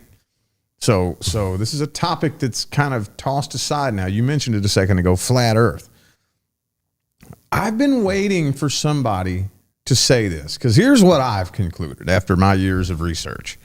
Because I very, very, very heavily researched both sides of that argument. And I was blown away when if you really research both sides of that argument, they both have evidence that prove that they're right. So what I've concluded is Earth flat or is it round? It's neither. Both. I think it's both. So check this out. I believe that what we are on is a big ball, but all the continents that we know of, I think, are just one spot on that ball. So there is a slight curvature to it. But all the continents that we think of that are on planet Earth don't wrap all the way around that ball. I think they're just like one spot on the ball. And there's a lot more land on the planet that we're on than we know of. There are probably a lot more civilizations and different races that live on this planet than we know of. Because all we know of is our little continents.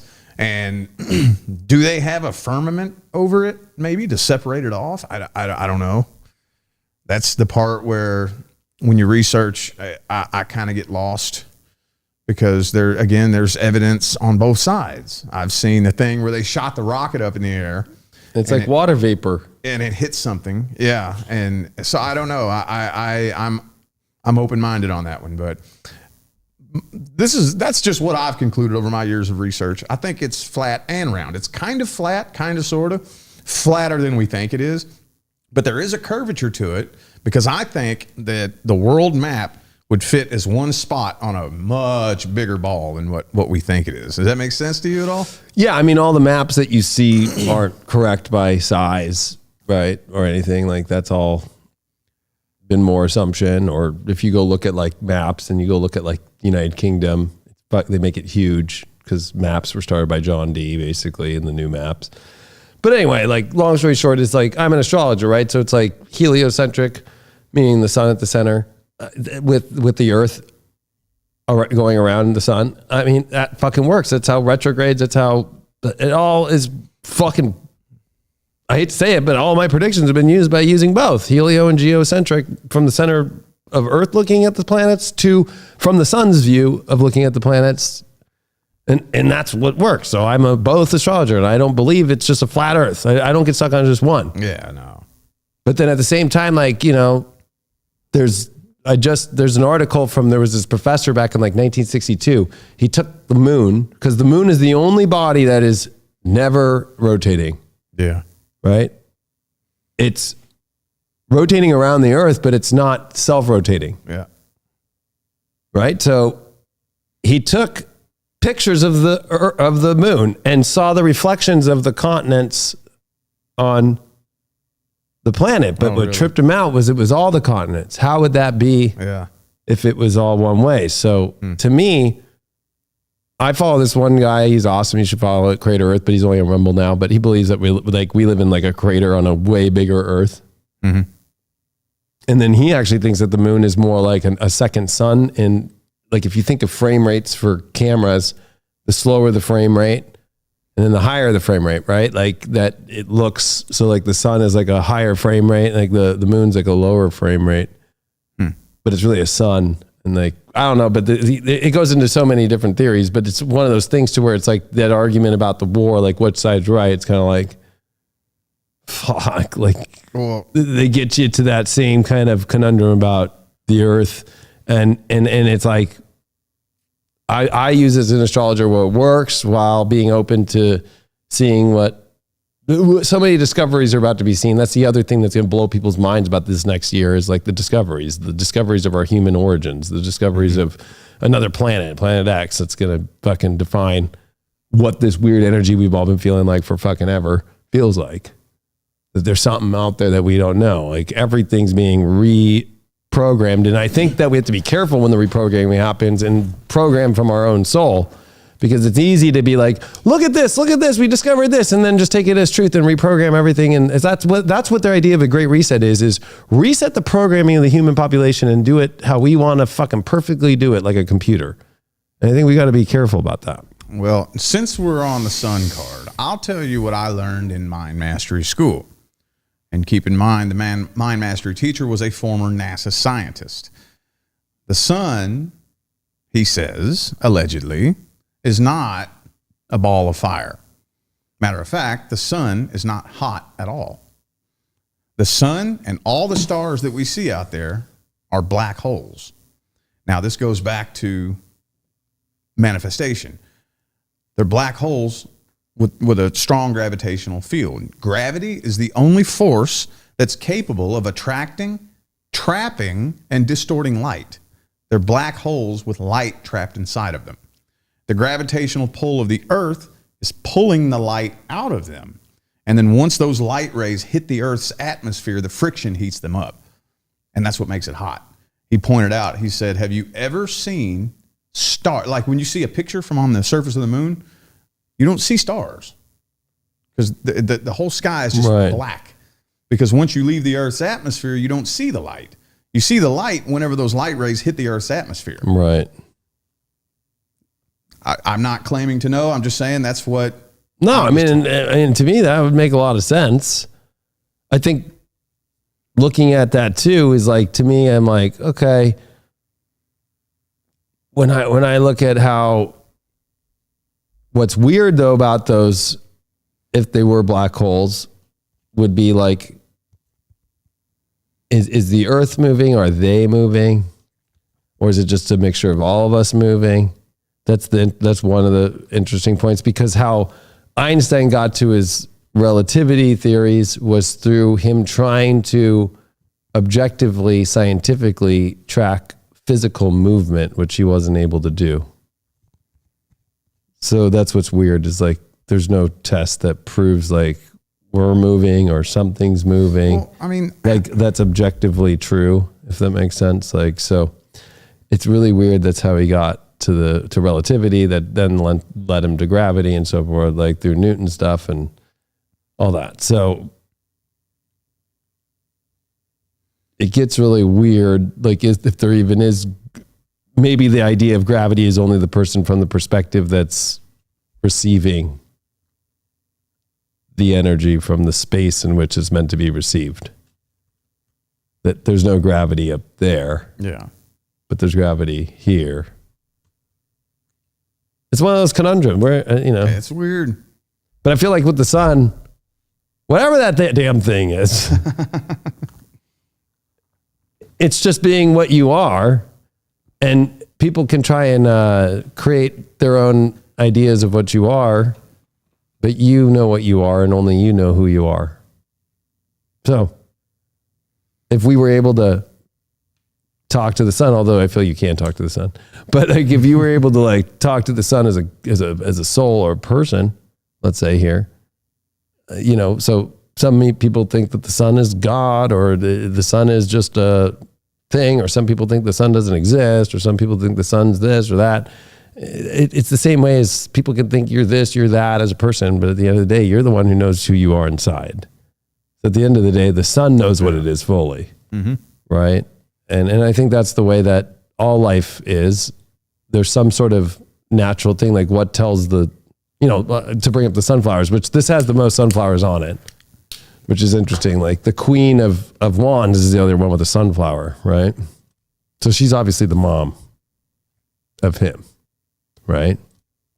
And I feel like there's mysteries with her because she has the black cat, right? So she's obviously tapped in spiritually. So there's something about the sun card about being the child of a spiritual mother. And then the lizard is with the King of Wands. It's the child of the King of Wands and the King and the Queen of Wands.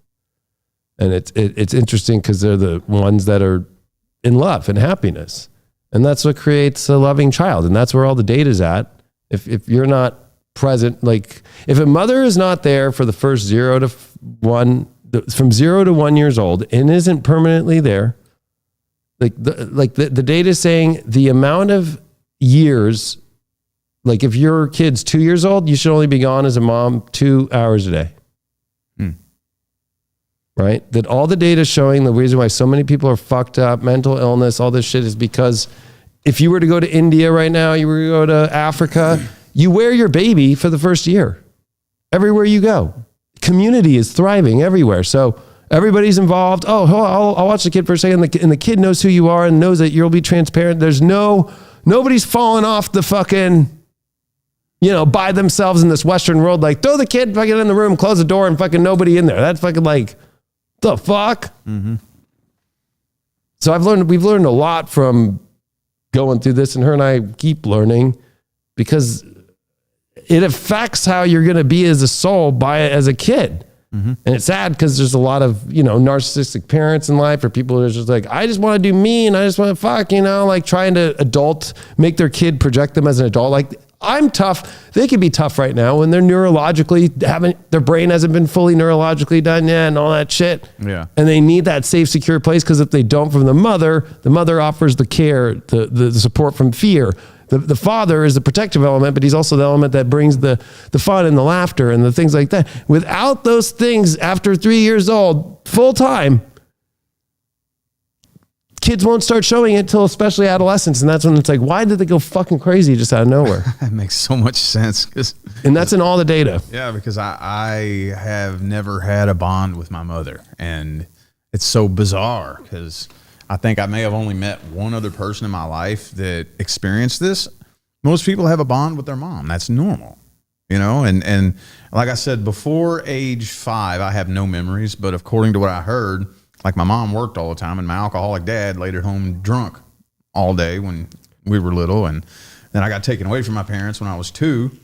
And even to this day, I just don't have a bond with my mom. I just never have. I've tried, but there's just not a bond there. There's just not a mother-son bond at all. It's like, it's more of the kind of bond me and you have. She was just kind of like a friend. It was just so bizarre. And I sit and I hear all those things like what you just said. And I'm like, is that why I went so fucking nuts when I was younger? Right. Is that one of the things that led to me being so fucking weird? By the way, I hold nothing against my mom. So just to put that out there. Well, that's the main thing is that you faced it. They say that so many of us, like nobody's perfect, right? No mom's always perfect. And there's no, right? Like, it's like, there's people who, like my mom was a stay-at-home mom till my parents divorced when I was 11. So I was lucky with that. But I still went off the rocker, fucking, especially like 16, 17 was for me. But it wasn't because of her. It was self-induced. I was just like, I want to go fucking, it was for girls mainly. Like, I want to be cool and I want to be, and it was self-worth issues. Yeah.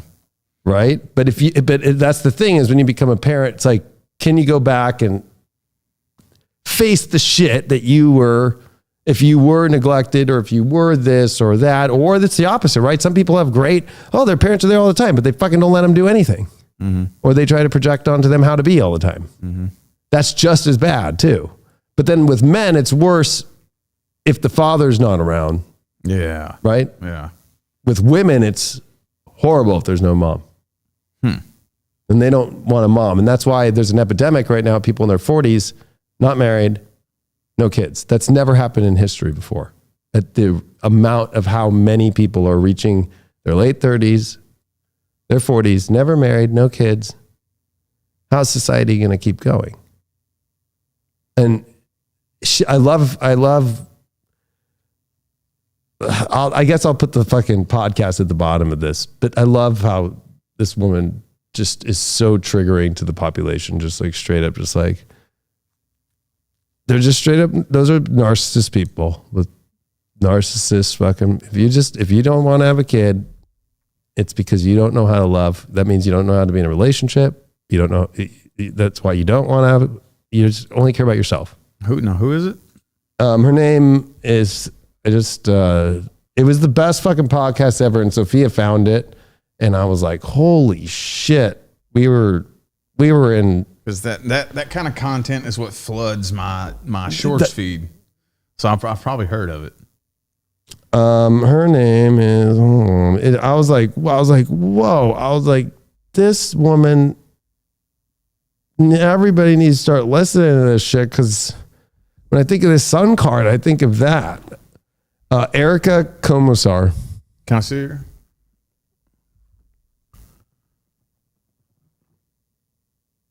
Oh, no, I haven't seen that lady. That's one that I haven't seen. Yeah. There's a few of them out there, though, that you know, are trying to push really hard to uphold the traditional values.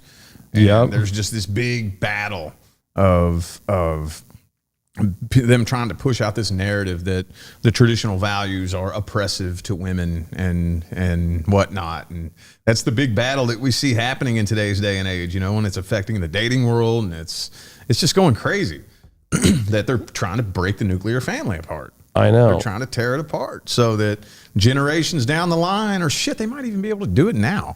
At some point, once they've feminized all the men and turned all the men into little bitch boys that want to chop their dicks off and grow titties, and they, you know, they make the women these independent boss babes and with no kids, not married, then they can just come and steamroll and just take the population over, you know. And yeah, she says this: loneliness is merely the symptom of society's degradation of family structures, faith, and meaningful friendships. We have moved away from our siblings and parents, thinking that are only a short flight away. We have left our faith behind, thinking of a relic of the past. We devote less time to maintaining real relationships with friends, thinking that there must be nothing new to catch up on since their lives are full of display online. Solving the public health epidemic of loneliness moving forward may require us to look to the past to regain the familiar relationships, faith, and friendships that we've lost.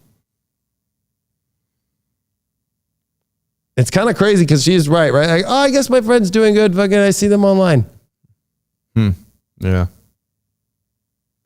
Where, you know, like, that's what's nice about having you and Leah fucking as friends. Like, when we went out for her birthday this weekend, so you go celebrate your friend's birthday. You know, you just go do that stuff in physical. We had a great time. And you guys are awesome because you guys are cool to have Aurora there. And we're at a fucking Mexican restaurant where they have this like fake DJ fucking thing, but they have it fucking full blast. Yeah. It's fucking loud. Yeah. And Aurora didn't care. We had a great time. It turned out great. And you know, it's like all those things where you and I got to talk in the backyard. The girls got to go upstairs, do girl things. That shit's so important. Mm-hmm. That's so sun card shit of just everybody being themselves and allowing yourself and having a good time and feeling life. Without that, I don't know. I'd feel like I'd go fucking crazy. Mm-hmm. But that's where society's at. Like, oh, well, I fucking saw their fucking picture and I liked it. So. Yeah. You know? Everybody's trying to build their life based around what it looks like online, you know? I know. I want people to think I'm living this life.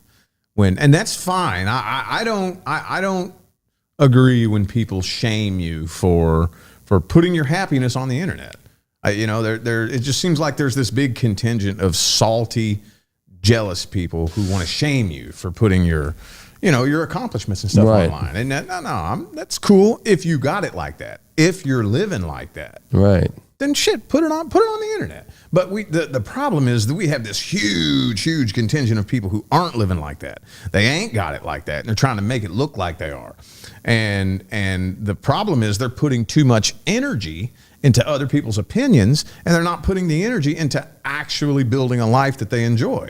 They're not actually forming connections and getting out there and hustling and building their empire. And they're just putting up this fake persona on the internet to make people think they live this life that they enjoy, and they're miserable, and their lives are falling apart behind the scenes.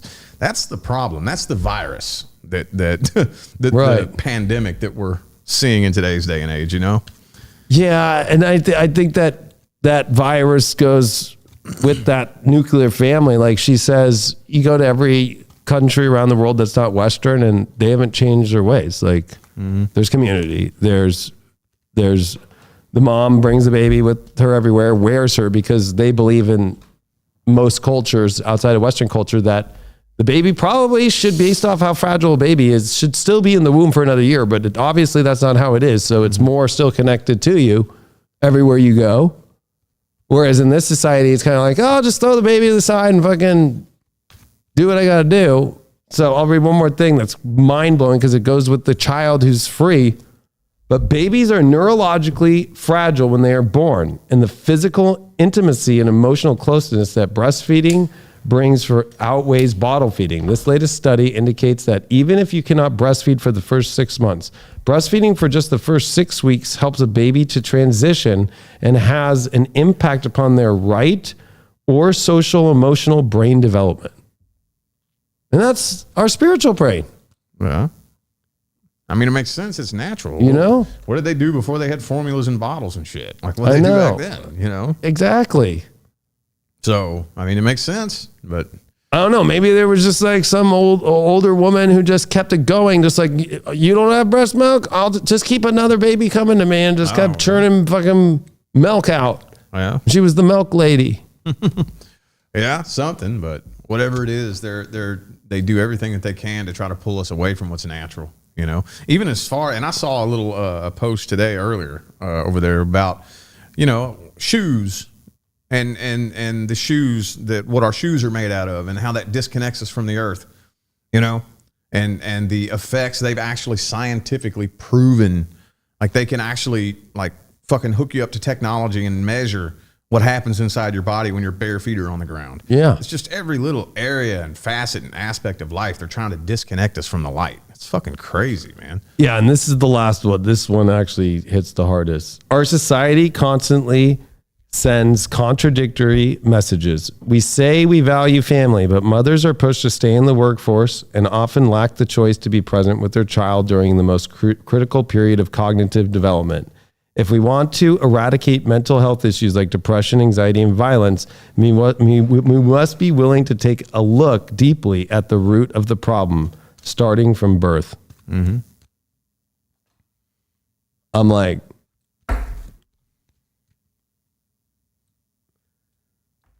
I think that's the hard blow to people in life, especially you can kind of see it in astrology, which is kind of even creepier, of like, I teach that in like my Pluto master class and my Saturn master class of like, I can tell somebody who like, your mom didn't want to have you 3 days before your birth. How did you know that? Oh, shit. What? And then they'll be like, how do you know that? Or your parents got in a big blowout 31 days before your birth on this date, right before you're born. Did they ever tell you about that? Where your dad didn't want to be a dad? How do you know that? That's wild. And that affects every part of who you are as a soul. You can change that. But I think that, you know, we always look for like, well, look at what's happening here. And I think that's what the problem is. If we take even the sun cards about understanding how feminine and masculine come together. That's how I look at the sun too. It's like a soul of both, the unity of both. Mm-hmm. And the sun, I think, represents that understanding, especially or an eclipse or a new moon, with the moon and the sun come together. And that happens every month. So it's always, the masculine's always in harmony coming together with the feminine. The feminine's always in harmony with the masculine every month. So that hasn't changed. So why is it happening crazy down here is the big question. And I think that's where, you know, that's where it's becoming, I think, really weird, because all these things that are happening are based upon things that look like they're all these things that are happening. Oh my God, look at on the news. And it's happening right in front of your fucking face. Like it feels natural for you to be like, oh, I'm going to do the right thing. This is what my soul's calling me to do. Or are you just being sucked up into something else? Like, no, I'm going to be what everybody's telling me to do. And da, da, da, da. Like the fact that, you know, it's harder for like Sophia at this moment than any other time because 95% of women are in the workforce because they got convinced to go in the workforce in the 60s by a woman who never had a kid to go do the feminist movement. Go get jobs. Put your babies in daycare. There was no such thing as daycare in the 60s. Yeah, now the number one place that kids have the worst mental health problems and everything in the data over the last 30 years is from kids who go to daycare. Have you seen the women coming out here lately who are saying, yo, I was conned into this feminist shit. I know. Now I'm 38, single, not married, and I'm fucking miserable. Because, you know, they bought into that money is going to buy your happiness. I know. That I don't know why. I don't know where they look at what men go through and think that that's freedom. Yeah. And that they're oppressed because they can't go do that. Are you fucking kidding me?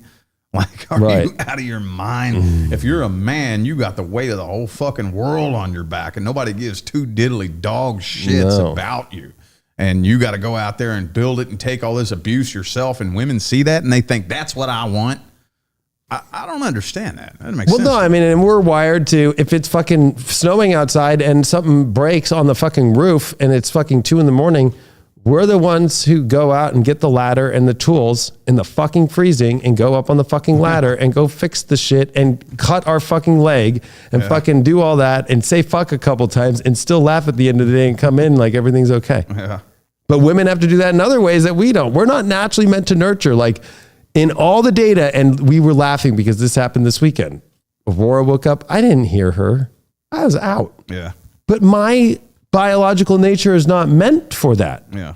A woman, the second they hear the baby cry, instantly, what's going on? I got to go get her. That's natural. But the men, she says, it's so weird because, you know, we've had winds the last month, right? Fucking I wake up to say, I'm like, what the fuck? The tree's hitting the fucking house, da, da, da, da. And she says that men are wired to hear the leaves or whatever's happening outside the house. And I'm like, and we laugh because that's exactly what's been happening in the last month to us. I'm like, that's fucking crazy. Like the baby could cry, I won't hear it. Men are not wired to hear the baby cry. Yeah. Women are. But the second the fucking wind goes up and I hear a fucking leaf fucking move outside of the backyard, the fuck? You know what I'm talking about? Yeah. So it's so crazy that our fucking souls are built so beautifully. The sun card is how it's supposed to, the natural expression of the universe. And we live in a world that nobody wants. You want to try, oh, okay, go be a birthing male. Like, so you're not going to hear the babies wake up? Like, you know what I mean? Like, you know, like fucking. It's wild. I mean, this has been fucking decades and decades in the making. It's just that now I think here in this past 10 years or so, they finally got us to the breaking point to where they don't need to be covert about it anymore. Because for the past 50 or 60 years, they've been very clandestine and sneaky and strategic with how they go about doing it. And now it's to the point where it's like, fuck it, it don't matter. We've got the population brainwashed right where we need them, and just so disconnected from every area, facet, and aspect of love and light that. I know, and that's the thing. Like men and women are equal because, like, we're not going to become pregnant and have to go through all that fucking. That's gnarly. I get sick and I'm like tapped out. I have a cold. Oh my God, I'm going to die. They fucking have their whole fucking uterus open up and fucking push a fucking head out of a fucking baby after carrying it for 9 months and kicking them and being sick and fucking all that shit. And then they got to breastfeed and hold the baby and be wired to fucking every second the baby's doing something, fucking nurture it and do that and put their own things. And that's what's crazy is fucking, that's what I think is so hard is postpartum depression's fucking extreme now. It's normal. Then it goes into postpartum psychosis where you're seeing all these moms kill themselves and their babies and their husband or whatever. It's happening like... That's like normal thing to see on the news now every day. And what's worse is I couldn't believe from the studies that the men today are like, no, it's a 50-50. You need to bring just as much money home as I bring home. I've never. I am that. like, oh my God, that should be the number one sign if you're a chick out there and you want to go out and think about your life. And a guy is trying to say, no, it's always gonna be 50-50, even if we have a fucking kid. You're fucking, that dude is not a dude. Yeah. Okay? That dude is fucking playing on Grindr. Yeah. And fucking, you need to get the fuck away from that shit, because that's the, like, Sophia's in a mom, she was in a mom fucking, mom class or whatever for the last, 12 weeks. We were the only couple out of there's a picture of us with all those couples. I don't know if you saw it. It was like, 15 moms, and then it was dad day or whatever. We were the only couple that I work, she stays at home, she's a stay-at-home mom. Everybody else is work, and all the women are fucking stressed. All their kids are fucking on bottles, and all of them looked thin, and all like, none of them had hair yet. None of them could understand what was going on. And Aurora's just sitting there like, hey, talking, laughing. Yeah. And all those moms are stressing out about, I got to go back to work and fucking, and the dad's like stressing, we got to fucking find somebody to take care of the fucking kids so we can go fucking work, and they're working job. Every job I heard was like, I work at a fucking financial firm, and I do work at this corporate little fucking blah, blah, blah. I live in a box. Well, yeah. I can't even believe we're in a world right now where like that is being normalized, and people are wondering, why is the world going so weird? Well, I think that starts right here. Yeah, I think those are just men that are very feminized. I mean, if you I've never met a masculine man that, like, it's natural with masculinity. You know what I'm saying? When you got your money, it's like, no, I got it for you. Right. Let me get it. I'm going to take care of you.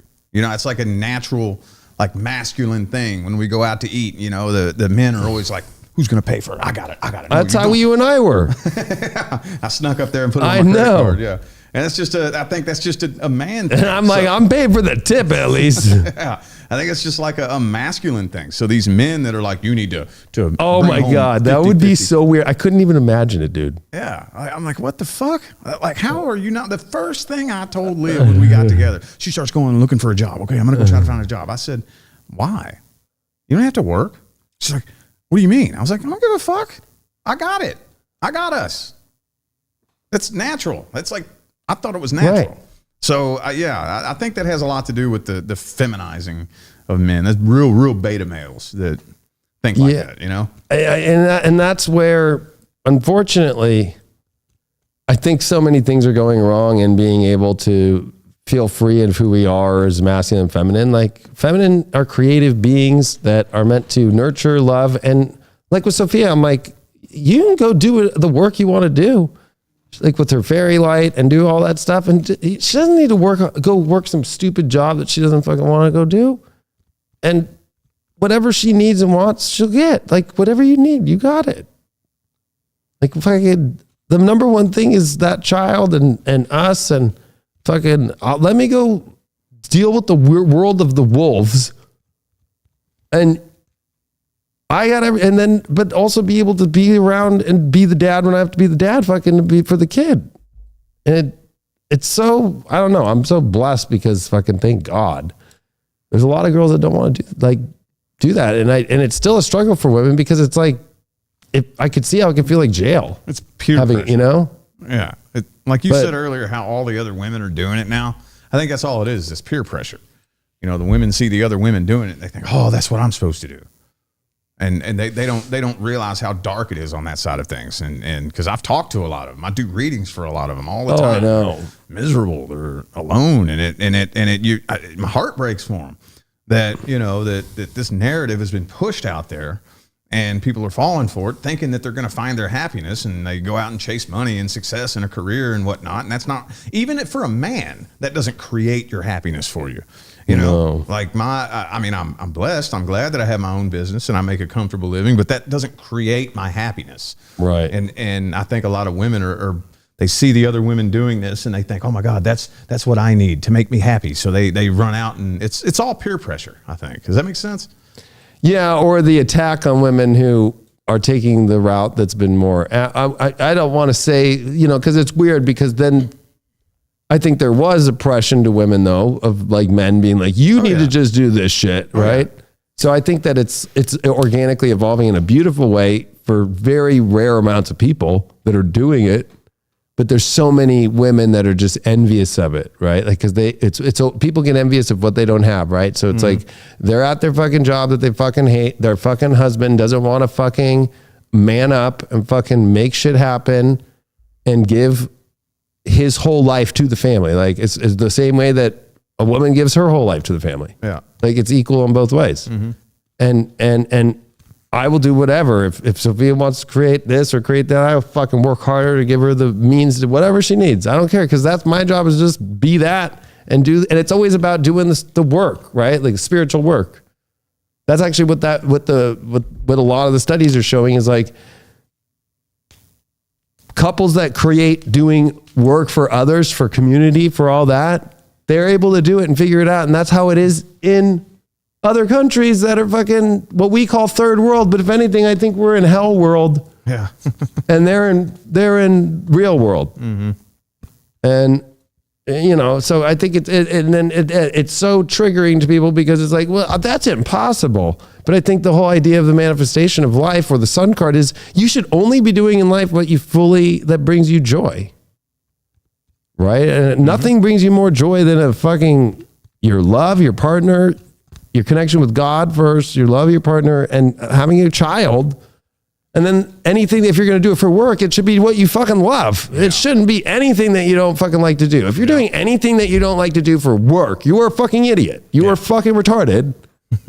Because now we have to get to the point where we have to say you're retarded, because how insane is that? I am just going to go do what I fucking hate because I'm too afraid to really step out into the courage to free myself and do what I really am. You know, trust me, it was harder back in the day to say I was an astrologer. I've put out the clips already enough to prove that they were fucking talking smack on me. Yeah. Like fucking, and it was not cool. It was not cool. There was nobody saying astrology was cool. Like it was not cool. Yeah. So to me, it's just fucking, and everybody after all those years that don't even do astrology today, friends and all that shit, like from in the past, are like, dude, like you really had your eye on the ball fucking back then. I mean, that's the world we're moving into. We're moving into a new world with a new financial system. Okay. The old financial system that we've all known, where you have to go out and slave to get just a little bitty bullshit ass amount of money to barely be able to survive, that people don't realize that that's fucking inhumane. That it never should have been that way. No. Ever. So within the next 10, 20 years, because it's going to take a while to reprogram people to function this way, but within the next 10, 20 years, money is going to be like tap water. You know, if you could imagine, like I could imagine when my daughter's probably my age, to say that back in my day, you had to get up and go bust your ass all day at work to just get a little bit of money. That's going to sound about as stupid as saying, well, back in my day, we had to get up and work all day just to barely have enough tap water to be able to survive. Like, what? Go to the fucking sink. That's going to be money in the next 10, 20, 25 years, you know, and that's the way it should be. So whenever we start shifting into that world where your basic needs are met, you got food, you got a vehicle, you got a nice house to live in, you got lights, energy is free. That's another thing that should be fucking free. Right. And once all those basic needs are met, what are you going to do with your time? Yep. It'll take some people probably a while to figure it out, but eventually we're going to be, I hate to use the word forced because nobody's forced to do anything, but eventually you'll be left with no choice but to discover what your true passion is. Whenever you have nothing but time on your hands, you don't have to slave away to survive. You're surviving, you're taken care of, you're good. Then you're going to find out what your true passion is. And that's the world we're moving into. And that's going to be a kind of a pain in the ass transition to get people out of the programming of survival and into the programming of abundance. You know what I mean? Yeah. And I think it goes into that partnership realm where it's about finding a partner that's on the same manifesting ideas, truth, and embodying as yourself. Because I feel when I watch that podcast, I'll just like go to it for a second and read just maybe 2 or 3 comments. And it is fucking crazy to me. She's being attacked.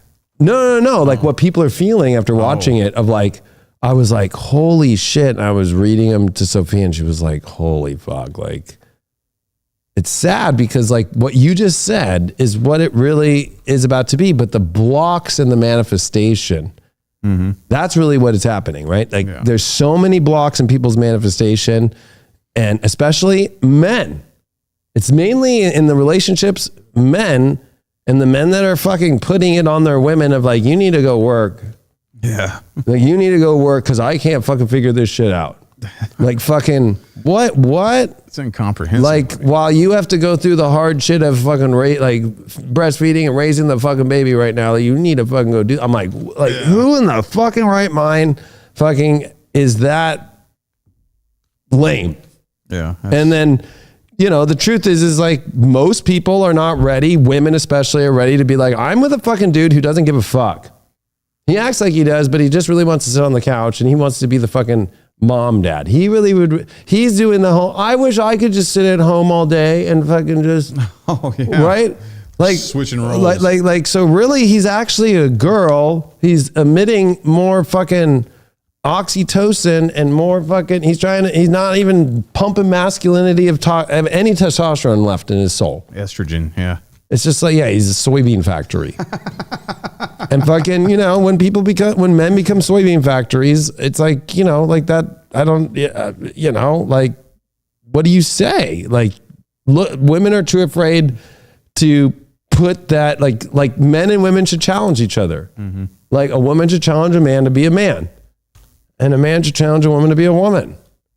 Like in a positive way to manifest in a much more positive, you know, place and scenario. So I'll read you a couple comments here.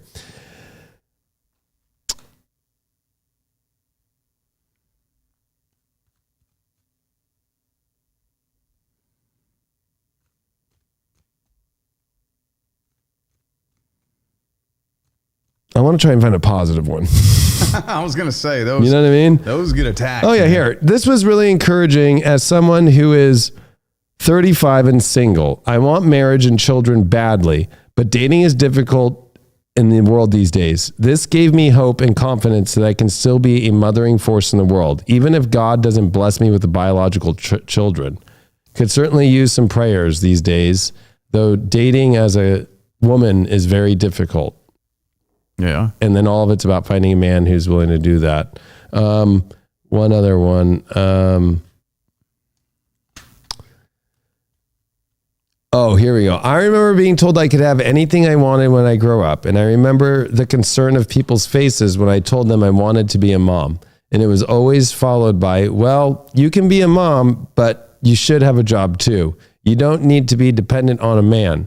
I'm sure they were well-meaning, but I can't help but feel that instead of comments tinged with cynicism, they could have stressed finding a good partner with similar values, having years of discernment in relationships before marriage, and the importance of premarital counseling instead, and would have been much more helpful to a little girl who knew her, and it was her calling from a young age to be just a mom. Yeah. And you don't have to be just a mom, but it's like the idea, which I like that comment because it's like, you have to do this. Nobody has to do it. Women, if you don't want to just be a mom, you don't have to be. You could be doing all these other things too. But it's like, there is something about, she talks about premarital aspects. And I think of it more as like in an evolved way of like new spiritual dimension relationships talk. Where women and men are getting into relationships and saying, yeah, let's have a baby, but then not talking about like, oh shit, you're going to work and I'm going to work and what's going to do. They don't get to that place. Yeah. Whereas like when Sophie and I said we're going to have a baby, I'm like, no matter what happens, if you're too tired to work, I am taking care of everything. You're fine, but you're allowed to always work, whatever you want to do, but I'm taking care of everything. You don't need to stress on any of that shit. So at least like, you know, that's an easy, she knows for sure, fuck, okay, like if it's too tired fucking being a mom and I don't have to fucking go stress my ass out and figure out my fucking job or work or my business right away. Like I can do it at my own pace. Well, that's what I think it's about, right? You know what I mean? Like it's about like women should be able to do things at their own pace and have the freedom to feel that way just as much as like men. Try put a man and just have them just sitting around. We have to be fucking like physically jumping over fucking houses and climbing trees and fucking, you know what I mean? Or we're going to go insane. Yeah. Like, because that's how we're wired. And I don't say women could be doing the same shit too. But like, I think that that's where we're at a weird thing that they've turned it all around on people. And men are now wanting to I just want to not do anything. And it's fucking like what it reminds me of taking this card and making it not the sun, but making it like an alien weird spacecraft and not making it a kid on a horse, but like on some fucking weird like unicorn, but it's really a dude that's a trans man fucking with a unicorn fucking costume on, and some Senate staffer from the Democrats writing the fucking thing. Well, if I can introduce a rabbit hole that might be a little bit far out there for some people, but again, we're going into a change into a whole new world. A lot of systems are going to crash. A lot of new systems are going to be birthed into existence. The whole pharmaceutical and medical industry is going to change. And a lot of technologies are going to be coming out. So you know that they have the technology. If you get your arm cut off, you could regrow another arm if you wanted to. They got the technology that you could step into a little capsule and end up reversing your age by 20 years and go back to looking 20 years old. I think a lot of us on the planet right now, not everybody, of course, but there's a lot of us that are going to live to be no less than 150 years old. I think that in the next 20 years, it won't be weird for a 60-year-old woman to have a baby. Right. It won't be weird. Like you'll be able to reverse your age. Like I believe that a 40, 50-year-old woman will be able to go and then have her age completely reversed back to being about 20 years old. She could have a baby if she wanted to. Yeah, I just think that the hard thing about that is going to be the dudes with really small dicks when they go, oh, I'll just cut off my dick and then I can grow back a dick. It's going to grow back the same size it already was. So that'll be the only problems with it is like you trying to manifest like the arm to be longer, the dick to be bigger, the boobs to be bigger.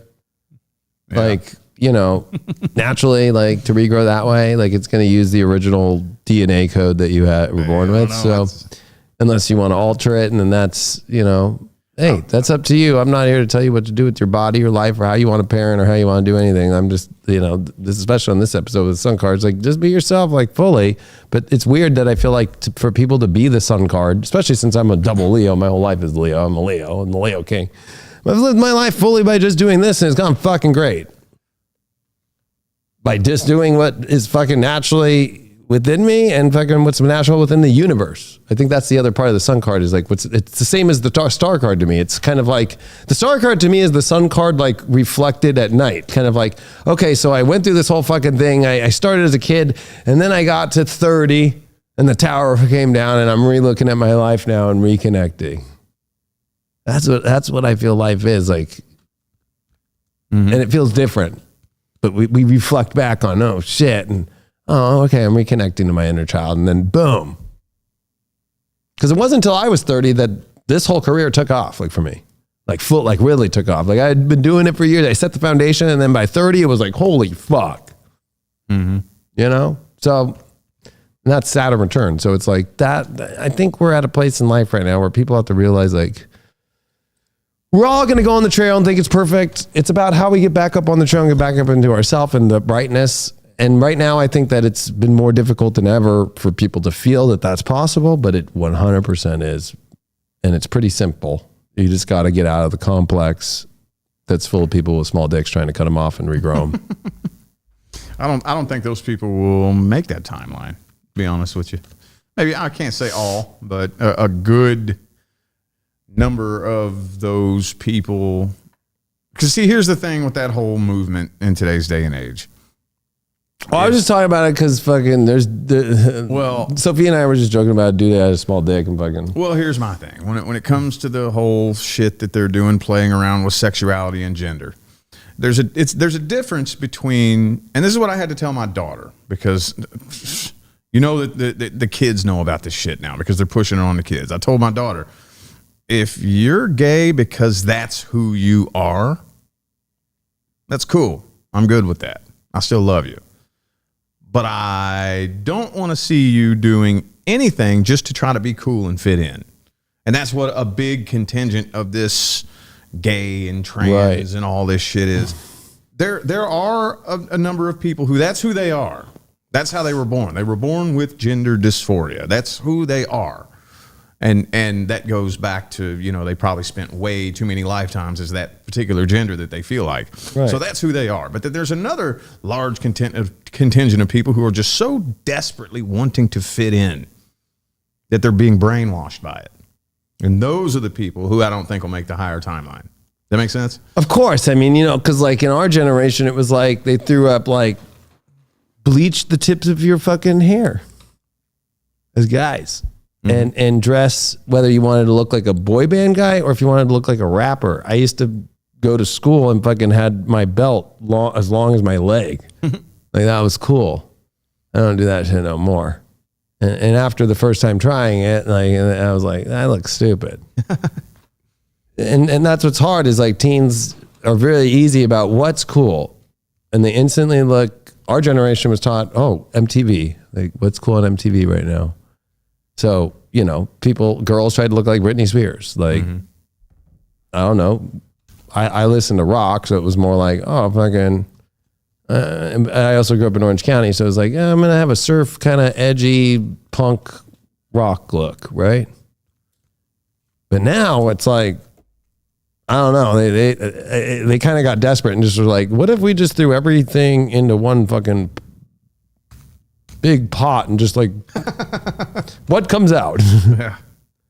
And I think it's hard for people to attach to anything because when they blur the lines, it's just like, well, is it masculine? Is it feminine? Is it not? And I think you're right. There are people who are born with something within them, but I'll say something triggering as an astrologer is Mercury, which is the ruler of astrology, and Hermeticism is about staying neutral, right? About understanding the separate, to be understanding of masculine and feminine, you have to be neutral. But Mercury is a planet that is fast and it is temporary. So they say in the old days, in all old astrology, anybody who goes into wanting to be with the same sex, it's a temporary thing. It's not meant for full time. It was never mathematically with Mercury, the curiosity to just make sure. It always is the reflection of, this is who I actually really am, right? Like that's really deep and hard. And I'm not going to say like I tell people you have to practice that, but it's interesting that the ancients and that's where Rome fell. Like the number one signal became the biggest civilization to fall was the bathhouses when all the Roman men in the Senate were going to the bathhouses with little boys and right, the civilization fell. And civilizations fall for some reason. Same thing happened in Germany. Like Hitler came along and the first people he put before the Jews were all the gays and the bisexuals and the trans into the fucking camps. So there's something about society and the collective reach some sort of, from a magistrate point of view, right? That counseled all Rome or the Senate or emperors that all of the warning signs of civilization about to break is that. And that's history. So that's not my bias. That's not my whatever, but somebody's going to have to say it. I'll be the one who has to say it all the time as an astrologer. Like, well, there's the sign. That's the fucking beep, red light. Here's my Sprite. The Leo King is, alarm bells fucking, when it starts to be, there's gay staffers having sex in the fucking literal fucking Senate. The same Senate of Rome that fucking had the same shit going on with little young boys. But in this case, they call young boys like 18-year-olds.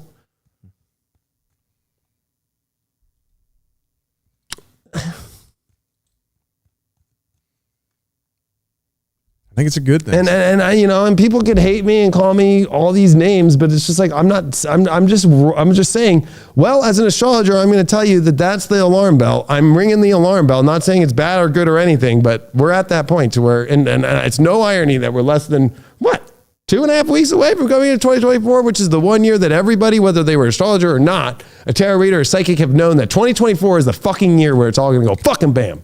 Yeah. So, hate me, but that's just what the fucking history is. So that's what the repeating is of the history. That's what the astrology repeating aspect is. I mean, let's be honest, like all the fucking founding fathers were wearing wigs and tight pants. So I always use it as kind of a funny joke, but as a way to maybe look at history, like were they all trying to act trans? I don't know, man. I think it's a good sign, though. It's a good sign. It's time for this fucking society to crumble and collapse. So I don't look at people. Some people get scared when they talk about it, because I've heard that many times that, this history is repeating itself. Here's the sign. It's coming. I'm like, fuck, let it. People get scared. They're like, oh my God, look what happened to Rome. Look what happened to this. I'm like, fuck, let this society collapse. It's about goddamn time, and that's what we, the light workers, are here for. Is to guide people through this shit, to guide them through the process of the old bullshit collapsing so we can finally build something worth fucking while, Yeah, I that sounds like a true Aquarius. Like, fucking, let's see the system, fucking the anarchist. Like, woo! Yeah. And I'm okay with it too. I just think though that I think where it's hard for me, not literally for me, but it's hard for me to be an astrologer and just watch what's happening is because people think that that the same world, the same systems, and all these extra things are going to fit all into one piece together.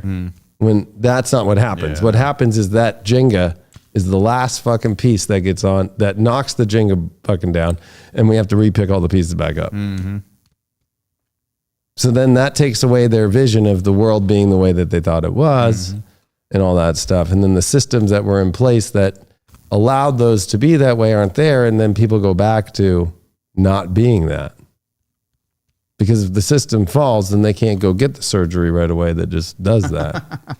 The CVS that carries their hormones isn't there. Yeah. So then what happens? You know what I mean? So. Yeah. I don't know. I have a lot of things that I could say about that. But, just to, like you said, to kind of remain neutral, I have zero judgment about anybody who wants to. It's your life, it's your soul, do whatever. Yeah. And then that's what it is. At the end of the day, sometimes we just got to take a step back and say that here's the way I look at it. I mean, we all came down here into this life with amnesia. None of us really fully 100% vividly remember everything that we planned in this life. Maybe some people remember more than others, but we all have a little bit of that amnesia, so we, the light workers, have at least awakened to the point to where we know what our assignment is. We know what the mission is. It burns inside of your soul. So identifying the people who also came here to make the shift but got lost, and differentiating them from the people who did not come here to make the shift. Because there's a pretty big contingent of beings who are addicted to the fucking 3D human game. Yeah. And they will fight you. They will fight you. They want nothing to do with this new Earth game that we're coming to help create. They want nothing to do with it. So those people, any light workers out there listening to this, when you come across one of those people, leave them the fuck alone. Let them play their game. That's the game they want to play. That's the game they're going to play. And they are not going to let you change their mind, so. Right. Well, I think it's usually those people are not just going to fight you, but they're trying to force something. You can't force anything in the universe, including manifestation. Mm-hmm. So it's like, I want to force this on you. Yeah. Right. So it's like, I'm not trying to force people to stop being trans. Yeah. Right. Be fucking trans. Be whatever you want to identify as. I'm not saying that there's nothing wrong with it. I'm just saying that for some reason in history, that is a repeating pattern that something happens. So that's a signal. And maybe those are souls that are called up for that signal. Maybe they're the signal. You know what I mean? Mm-hmm. So, and then that there's usually other things that are wrong with the society that they're highlighting that people don't want to look at. Something I can't wrap my mind around. Like, so you look at it anyway. I think that we have to remember we're all one people, no matter how that looks to people. Yeah. And, you know, we're at topsy-turvy times where everything's kind of flopping all over the place. So, you know, I think if anything, it's not so much about how we get back to the past, but about how we get to this new timeline that really allows, you know, I think the true expression of our souls to really come out, which I think, you know, I can't judge somebody in their own life of whether or not they're in their true soul expression, but that veil is here. And once we all pass through it, I feel like it's on the other side. The true experience of the soul gets brought upon and is expressed out and whatever that is. And it's okay if you change what you thought you were, what you weren't, and you now are at that point. Doesn't matter, because we all have to be helping people to get to that true authentic place. Like, and I think the Sun card's about authenticity, you know, and there's people who, you know, some people I was going to have Marlboro tattooed on my back when I was 18. Thank God I didn't. Cause and Chevy. Oh yeah. You know, I was gonna have the little bad boy fucking pissing on Ford, you know? Yeah. Now I drive Fords and I'm sitting here smoking a Camel Red, not Camel C, Camel with a K. Yeah. That wouldn't have gone down too well. Mm-hmm. So, you know, it's okay to shift like, oh, I thought that's what I was in my life. Mm-hmm. I think we do have to have more compassion for people who are just being who they are. Mm-hmm. That's what the Sun card is, no matter what they are and whatever that expression is. And if that makes them happy, that makes them happy. But if it's to start forcing on to people to accept or to be a certain way, you're never going to be accepted. Yeah. And you're never going to be loved because you're forcing love on somebody. That's the most annoying thing in the world. Is somebody's trying to force you to like them or force you to, geez. You know? Yeah. You know, not every puppy is going to love you back unless you're a true dog whisperer. Yeah. But even anybody who claims that every dog likes me, there's always that one dog you're like, why didn't that one dog like me? Yeah. And then you're like, that dog is fucked up. Oh yeah, that dog was kicked and beat for 15 years. Oh, okay, I get it now. Yeah. But you can't project onto people with the Sun card either. You have to, it's your own life, it's your own soul, and there's no way that you can try and project yourself onto others. Mm-hmm. You know, others need to accept you by just naturally how they want to accept you. If you try and force diversity, not going to happen. That's like saying like, you know, this show, you're an Aquarius, I'm a Leo. It's not a fair show until we have a representation from each sign here. Yeah. Don't work. It's unfair that the whole planet was born with planets in different signs and not all 12. Mm-hmm. It's unfair that you have Mars over there in Cancer and I've got it in Scorpio and you have it here. It's unfair that you have it in Cancer. Like, it's unfair that I have Jupiter in Capricorn. These are all placements that are the worst for each planet in the dignities. But so anyway, that like that as an astrologer, we don't look at it as like, oh, that's a hard thing. It's just like more like, okay, this is where in your soul, you know, you can learn great things from looking at the other side and also learn great things from what seems not the best, but there is good things in it. And then, you've got a plan. Like, I've got the Sun in Leo. It's unfair that everybody else is not ruled by the Sun, right? So it's like, if you look at it in a chart, plus if you look at the essential dignities on my chart as a Leo, you're going to see my Sun with the highest score. But if I were to go to you, detriment, it's going to be a low score. But that doesn't mean you're lower than me or higher than me, right? Like, everybody's got different shit. That's what I love about astrology, or even an individual's tarot reading or psychic reading. It's geared towards your unique self. Mm-hmm. It's not, we're all not the same person, but we're all in the same collective energy field of frequency that we're all moving through this together, whether we like it or not. Mm-hmm. We're all a part of it. You know, and maybe that's why they're trying to throw the alien agenda thing on people so that makes them all feel like Reagan said, like, you know, oh, you know, if an alien invasion happened, like, we would all have to come together. right? Because if there was an alien invasion better and you were transphobic or you were homophobic or something, you would have to be like, well, I don't give a fuck who you are. You're a human being. Yeah. We got to go beat these aliens. I'd like to think of it that we should live that way without an alien attack. So, but then that's the other thing. Are aliens bad that they're trying to push? You know, so that's a whole other crazy thing. I think that's the fun part of the awakening experience of the next form we're taking at the beginning of the year as we end our tarot shows like this. A lot more intense. Yeah. Yeah. Specific awakening experience places. Yeah. It's going to be fun. You know, so, and remember, right when you get off this, the video for the event that we're doing in Texas with Team Light, the activation, it's going to be in right outside Austin, April 7th, 8th. Rich and I are doing the awakening experience there. Team Light's there. A bunch of other amazing speakers are there. We'll be doing the show there, plus speaking, plus doing the eclipse, a bunch of stuff. We're bringing a bunch of badass stuff there. We're all putting together right now some badass stuff to actually have for people. I'm sure you guys will do some healings there. Oh yeah, absolutely.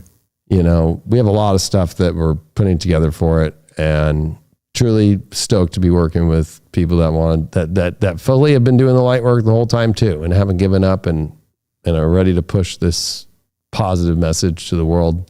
Yeah. And do it with the eclipse at the most rarest spot you could have it. It's going to be We're lucky to even be at a spot that you can do it, because everything was booked years ago. Oh, really?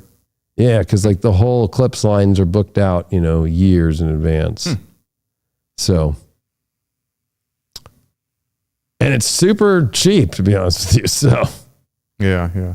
I get it on now because I think they're raising the prices soon, but go to teamlight.com. Much love to you all. We'll see you on the next one, which will actually probably be sometime after, because Christmas is Monday. So yeah. We'll be back next week sometime, but not on Christmas. But much love to you all, and wish Rich his super Christmas. He's fucking Christmas to the max. Yeah. I got They have the bomb tree at their house. Trees. Yeah. Got a colossal fucking 12-foot tree in our front room. It's fucking beautiful. I got to go all out. No, it's great. I want to, but I've been doing the dad. I'm doing the dad. We're in the new dad mom phase. We have a Christmas tree up. I just want to do all the extra shit and the fucking Christmas lights out front. And I just have not. I'm like, all the time. It's all good. It's about the vibe. Next year. Because then Aurora will really be able to be like, oh my God. Yeah. So, all right, everyone. Much love. We'll see you on the next one. Is David drinking? I haven't had a drink in over 9 years. I drink Sprite. Look at this is Wendy's pineapple. Fucking pineapple. Could you imagine if I drank alcohol? Not really. I don't think you all motherfuckers know what it's like with me on alcohol. Nobody's seen that shit yet. Unless you knew me back from 2015 prior. We'd probably have a fun show, though.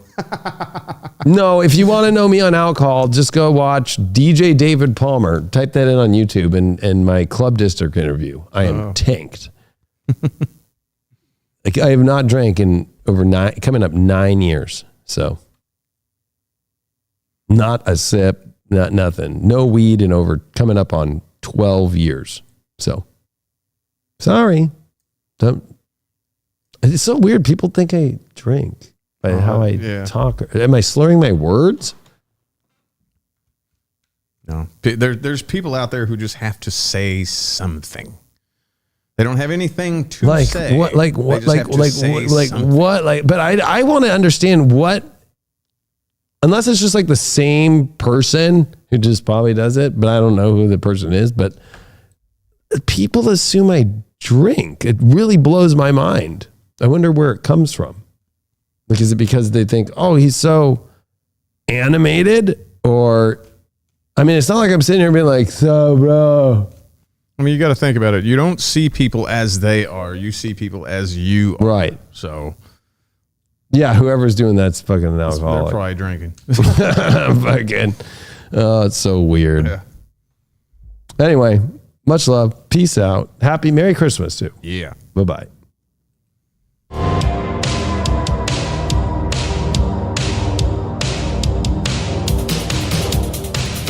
Eyes closed and dreams go free. Got an angel next to me. Hold me close so I can breathe. Let me go so I can live.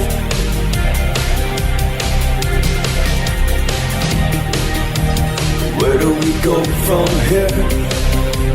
Take me far away, so we can stop the time, and love will take its place. Where do we go from here? Take me far away, so we can stop the time, and love will take its place. It will be tonight when I turn off the world for you.